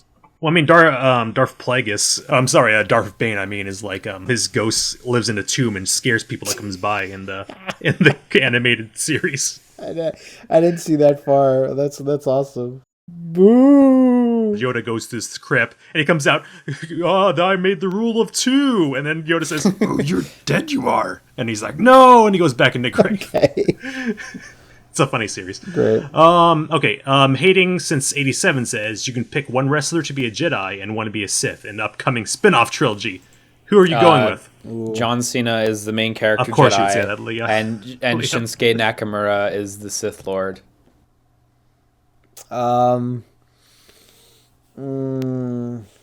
Samoa Joe is a Sith. Samoa Joe is absolutely a Sith. Wait. And Finn Balor is Finn Balor a Sith in real life? Oh, he dresses like one. A lot of red and black. No, he's a Rancor in real life. He's a Rancor in real life. And I'd like to see Sasha Banks as a Jedi. Okay, so James Ellsworth starts as a Jedi, and then he gets really scared, and he joins the Sith because he's a coward. But then in the end, when the Jedi win, he becomes a Jedi again. He'll just play either team, Yeah. Wait, no, Brock Lesnar should be the Jedi. Why the Jedi? Why not a Sith? Brock Lesnar gets to be the Jedi, and Kevin Owens gets to be the Sith. Oh, Kevin Owens. Oh, that'd be great. That would be that's the dream matchup. At one point, Brock Lesnar's shirt gets ripped off, and you see a lightsaber tattoo on his chest. That's not bad. These are the worst picks. Okay. Toasty Riffic says, I've seen complaints that alien wildlife in Star Wars are getting too cute, porgs, etc., and been drifting away from that weird but interesting aspect of previous episodes. Do you guys have any opinions? I think they're fine. Porgs, they're not as pervasive as Ewoks or... Yeah, I'd always point to Ewoks just being like, that was the worst, because they were a plot point. Whereas porgs were a hilarious thing because puffins ruled that fucking set. Oh yeah, to any listeners that didn't know, basically, so the islands they recorded that footage on, puffins and other birds would just fly around. So instead of mustaching them out, they decided to just turn them into porgs, and it was a lot cheaper and cuter that way. Yeah. Actually, part of the question I just want to ask for clarification, if you guys know. He says he sees complaints that aliens and wildlife in Star Wars are getting too cute, and in brackets he says porgs, etc. What would the etc. be? Yeah. Are there other foxes? Or the foxes, I guess. Or Okay, the yeah. Trico racing things on Casino Planet. They totally look like Trico, don't they? A little bit. I don't think those were necessary. I wouldn't even say those are cute. Those seem like general Star Wars fare to me. Like the porgs, yes, but that's like one thing. I mean, there was the gross milking monster on fucking Luke's planet. That thing minuses all the cute from the movie. I definitely think it would be, like, although the porgs are, like, a cool technical fix to the puffins, I think it's naive to say that they're, like, oh, they're not being, like, commercially hoarded out at the same time. No, They're absolutely being commercially hoarded out. They are. I don't know if I'd say it's too cute. I think this film is the exception, rather, right now, where it's got the cute thing. But I don't really, like, aside from BB-8 in Force Awakens, I don't really think there's, like, a real multitude of it. I guess the evil BB-8, which, by the way, they totally should have fought. The drunk alien that puts coins into BB-8 was pretty funny. Yeah. Oh, that was fucking stupid. No, you didn't like it? I like that. I thought it was stupid. I like that bit. He makes use of the coins later and shoots the security guards with them. It's true. No, it comes back. Yeah, I don't think it's, like, too much cuter, because, like, at the same time in Force Awakens, you have, like, Maz Kanata or whatever. Oh, God. And Can we talk about Maz Kanata for a second? Well, do we she's need fine. to? About how what? She's the most, like, oh, you get to find out about this in the next set of movies or in the comic or in any other spin-off kind of character. She's like the DLC character you get to... She's cool. I like her as a character, but she's just like, I could tell you all these things right now, but I'll save it for another day. She purposely, maybe not purposely, but how come her fucking hint about how to find the code breaker was straight up wrong? It was wrong. Yeah. Try not to think too hard about it. Like, literally, they could have died. Anyway, what was it's the fucking prompt at the end of Mass Effect 3 that says, like, go with Ghost Child. Commander Shepard's story is now over, but you can buy more DLC to explore more of the galaxy or whatever the fuck it was. Or in Asura's Wrath for Dead Space 3 where you have to buy the DLC ending. Yeah. Oh, I didn't know that happens in Dead Space 3. Oh, yeah. So do you want me to spoil, like, what you find in Dead Space 3 DLC? No, don't. I still want to play it. Why? Because, you know what? Truthfully, that's the only one I've never, like, totally finished. Do you want me to tell you? Because the game's not worth it. Oh, fuck. I guess so. Okay. Listeners, if you don't want Dead Space 3 spoiled for you, skip ahead about 2 minutes, starting in 5, 4, 3, 2, 1. Okay. The necromorphs take over a moon, and the moon is the giant necromorph you fight at the end. Oh, that's cool. So you just fight a planet-sized necromorph. But where does it cut you off from finishing the game? You land on the moon, and it's just like a cliffhanger, basically. Oh my god! Dead Space 3 Awakened. That shit. Yeah. Anyway, okay. Yeah, it takes place right after. Wow, that's not great. God, I wish any of the Dead Space games made fucking money. Did you guys read that thing recently about how Dead Space 2 did not make money? Yeah, I did. And it's like, oh boy, fuck, I wish any of the Dead Space games had made money. That sure explains how that happened. What a bummer. Do you remember the Dead Space anime? Yeah. That was cool. Jim Sterling just... Downfall? Yeah, Jim Sterling just did a Spin Doctors episode whatever on it was called. I have the Blu-ray of it, like, 10 feet behind me. Why?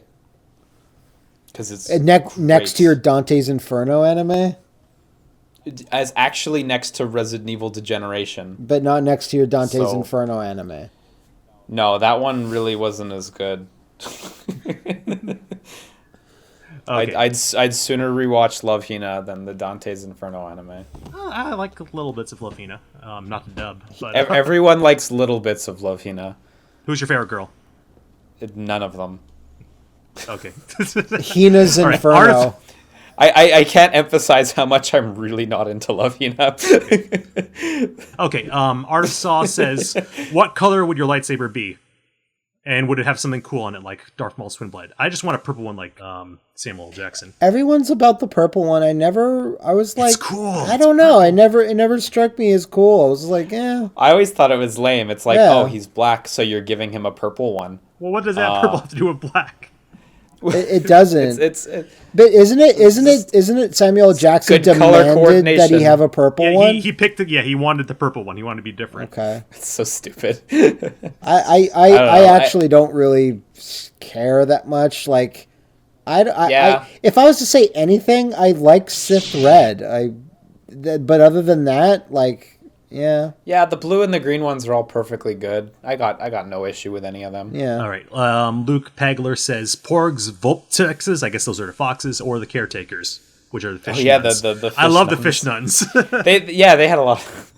Their gags were probably the better ones. Yeah, those were The good fish guys. nuns are pretty good because they thematically work with the area and they weren't overused and they never. Well, they were just like quiet Jar Jars.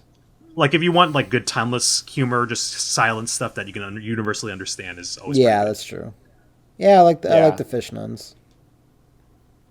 Yeah, I don't know which one I like the most. I'm kind of probably the fish nuns, I guess, but kind of ambivalent. Yeah. Especially the foxes. The foxes really just The fox is They actively. look like Final with nothing. Fantasy familiars. Yeah. You know what I'm really disappointed with? I saw a video of practical foxes that they made. Oh, yeah? Like puppets. Mm-hmm. They were not in the movie.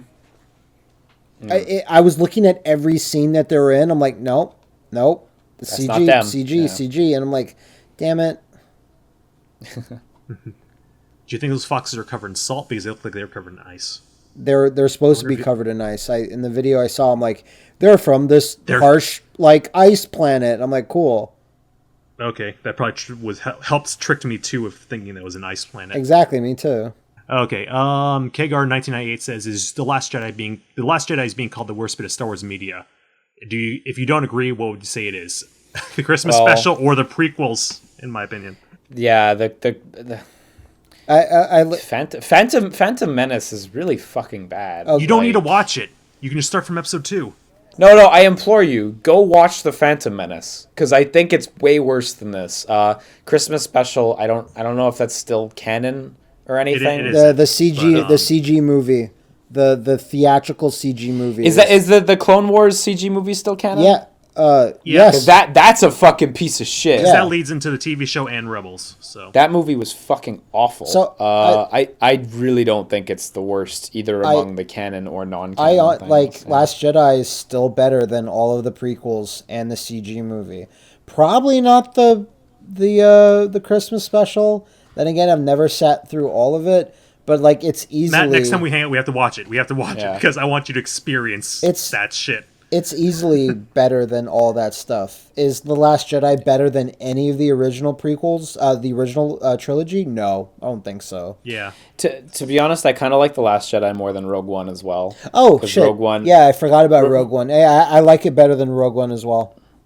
Because Rogue One, there's like 10 minutes of good shit where you're like, oh yeah, Mads Mikkelsen, you're so cool, and you have this tragic role, and like, oh, Jyn Erso, you're actually like a pretty decent character. And I like the droid And then too. there's the other hour and 50 of the movie with all these characters whose names you cannot remember at all. I can't remember them.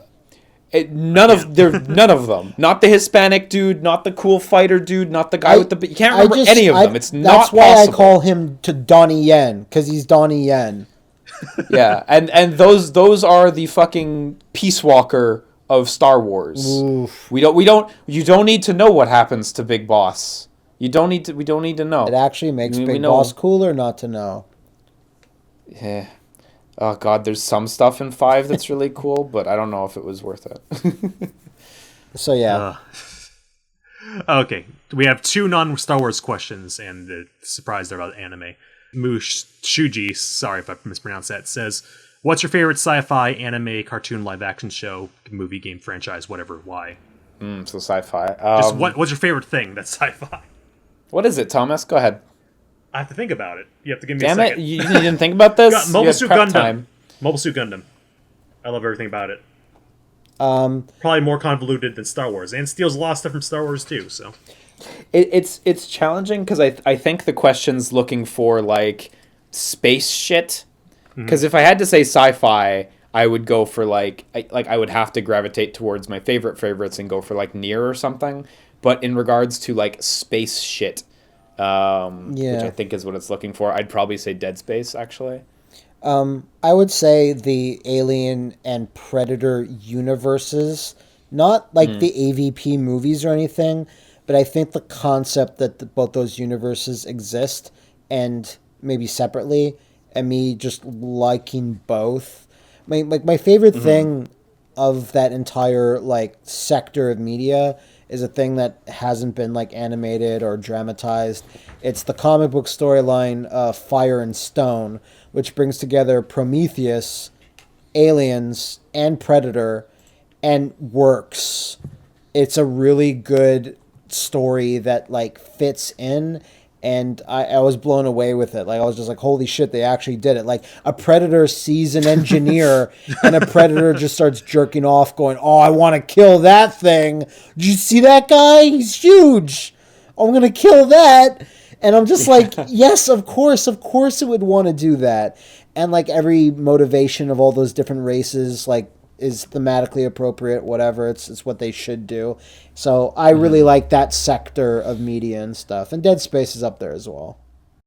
Gen 855. You don't even know what this is, Matt. Bill ask Liam. Sure. Liam, what's your favorite Precure season? It's Heartcatch Pretty Cure. That's the best answer. I had a conversation with my cousin who is 9 years old. Oh yeah. We were talking about Netflix shows, and she said, and I asked her and her dad, like, what are you guys watching on Netflix? And she sheepishly kind of went, you've probably never heard of it. And I was like, no, what is it? She's like, no, it's too embarrassing. I was like, what is it? She's like, it's Glitter Force. Yeah. I started singing the Glitter Force theme song. I know Glitter Force. Yeah, it's just Pretty Cure, but in English. So, yeah. She was really impressed that I knew the Glitter Force theme song. Granted, learn it. You never know when you'll need it. I know the Japanese one. I also know the dance to the ending of that. Of course you do. But yeah, Heartcatch definitely. Although I'm very fond of the original series, even though I was like 20 at the time. So it's not bad. I like Heartcatch better, but yeah. Someone else. I just want to point out that someone wanted a shout out, but I lost their tweet. So shout outs to everyone. Shout outs to everyone, especially shout outs to everyone. Absolutely everyone. Okay. Plugging. Matt, where the fuck are you? Oh, where am I? Okay, I thought you meant like physically. Apparently. Wait, I'm in my home. Oh wow, that's all you get. That's all you get. Where I'm in my home. You can find me at MattMcMuscles, the Flop House on YouTube. I'm also, of course, on Twitter at MattMcMuscles, doing lots of stupid shit recently. What's the thing that I can say that's coming? Oh, I took a look at Minority Report. Everybody Runs on the PS2, the game. Because a lot of people have told me over the years, like, oh, there's... That's really a subtitle? Yeah, it's called Nobody Runs. No, I call it Everybody Runs. Everybody Runs. Majority Report, Everybody Runs. I used to have a poster for that game on my wall when I was a kid. Cool. It's quite a special game because it was made by Treyarch right around the time they started making Spider-Man games. And it's a bonkers fucking ragdoll physics. You can break everything in the environment, everything shatters, and it's pretty goofy. So I had a good time playing that. So look forward to that this week. Off note, I will say Minority Report kind of ruined UI design for a long time because everyone thought, oh, you do everything with motion controls and hand things, and that's where the Kinect came from. And it really annoys me. Really? Because right around the time that movie came out, everyone was like, we can move computers with our hands and make everything works, and it not quite yet. Maybe no. Okay. The tech's just not there to feel like Batman yet. You can just play Rise of Nightmares instead. That's what we got so far. No thanks. Liam? Thanks, I hate it. You can find me at RSS Liam on Twitter and at Rising Superstream on Twitch and YouTube. I think the last thing I just finished up was the final episode of my 100% Mario Odyssey playthrough. which was really fun, and then really tenuous, and then really fun again at the end. But boy, there's some shit going for All the Moons. Like, there are some really obtuse hint art ones that you have to find, and it was an interesting time. I like that game a lot more before I reached the ending. Yeah, the best part of the game is before you finish it, for sure. Yeah, I mean, the ending's also cool, but then after the ending, you're like, time to check boxes. And it's still really fun. But... Matt, we trick you. Welcome to the Mario podcast now. What's your score on Mario, Matt? 5 out of 5 for you, Mario? Me, yes. Me and Thomas give it a 2. I gave it a 4, and then Matt got mad. Like, how? It's like I enjoy Super Mario 3D World more than I like Odyssey, just because I like platforming and I don't like running around and doing platforming. I like, it's like, oh, look, stand on top of this thing with this guy for a second. There's a moon for you. Yeah, okay, well, fair enough. That makes sense if you're not into that, but like... Yeah. Like, it was fun. It was fun until you beat the game, and then afterwards I played like another 20 hours, and then I got kind of sick of it. Because 3D World is just pure platforming all the way through, so that makes sense. Mm-hmm. Mario Odyssey, I would also be in the like 4 out of 10 camp, because it's fucking great, but like my playtime on my Switch says 35 hours or more, and I know that of those 35 hours, like I finished it at like the 12 or 15 hour mark. Yeah. And then 100% took 35 plus hours, and I know the 35 plus hours were not all 10 on 10 hours, for sure. Some of those are a lot weaker. Like, get the seed in this world. Get the 4 seeds in this world. Yeah, pretty much. There's a bit of chaff that could be cut. But that's post-game content, though. Yeah, but it's like, after once you've got one seed one, you've got them all. Fair enough. Once you've got one taxi cab in the sky, you've got them all. It's kind of like Breath of the Wild is a lot more fun when you're first starting out and it's a big mystery than after you have to do like 20 tests of strength dungeons. Or trials. Yeah. Like, it's still an amazing game. It's still phenomenal. 4 doesn't even do it justice. I'd go to like 4.5, but like, yeah, it's really good. It's saying because I haven't done a lot of the, I fucked around in the game, but I'm like, I had fun with that, so I was like, I am not a 100% like complete like person. I'm just like, no, there's so many other games I can't sit around just keep playing this one just because my counter says like 67%. You know what I mean? Like, yeah, that's just not that's how. Where you're better than us. I wouldn't say better, just different. Yeah. Like, FYI, I was also in the like 10 on 10 camp. Like, when I just finished it, I was like, yeah, that was a fucking masterpiece. And it was only like after I finished everything, or after I started approaching finishing everything, where I was like, even though it's extra content, you did design this content and leave it in the game for me to do. That's fair. And it's not as good. That's fair. So. Yeah, but then 100 jump ropes is not fun. It's not fun. No, it isn't. It's not fun. I did that on my second try, though. I got lucky. It took me like 15 minutes, but it took 15 minutes of not fun. Same with the volleyball one. That one sucked too. And I'm also playing my Jaguar finally. Yes, finally. What games do you have? I want to come over and play. I ordered like a few more games, but mostly all I have are the fighting games right now. So goody. So I have Ultra Vortec, Fight for Life, Good. and Kasumi Ninja. But I ordered NAVP, but I can't find it right now. But I ordered Doom and Wolfenstein. I'm especially eager to play Wolfenstein because it's the best version of Wolfenstein in the world. Oh yeah, Is it has new weapons. Oh, I'm not familiar with that It has a port at all. flamethrower and a rocket launcher. Oh, neat. And id Software themselves did the port. Like, that's why it's actually good. Looking forward to seeing whatever you do with that then. I will do something. I will do something. Can you even capture off that or not? I haven't tried. Like, I'm just happy it plays on my TV just so it wasn't a waste of money.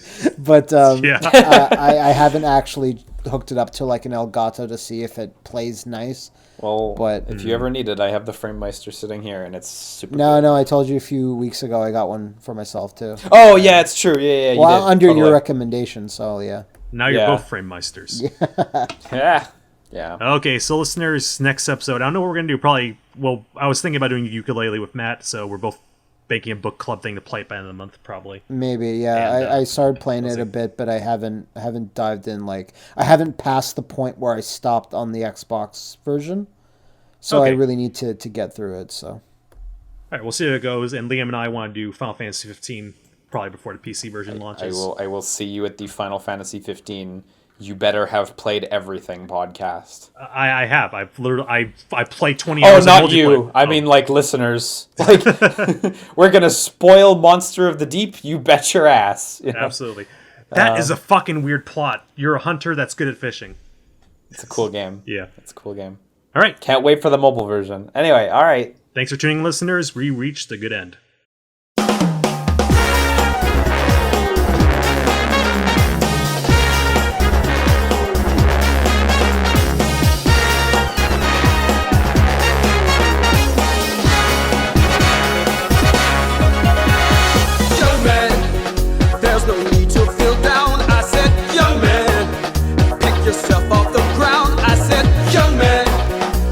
You're in a new town, there's no need to be unhappy, young man.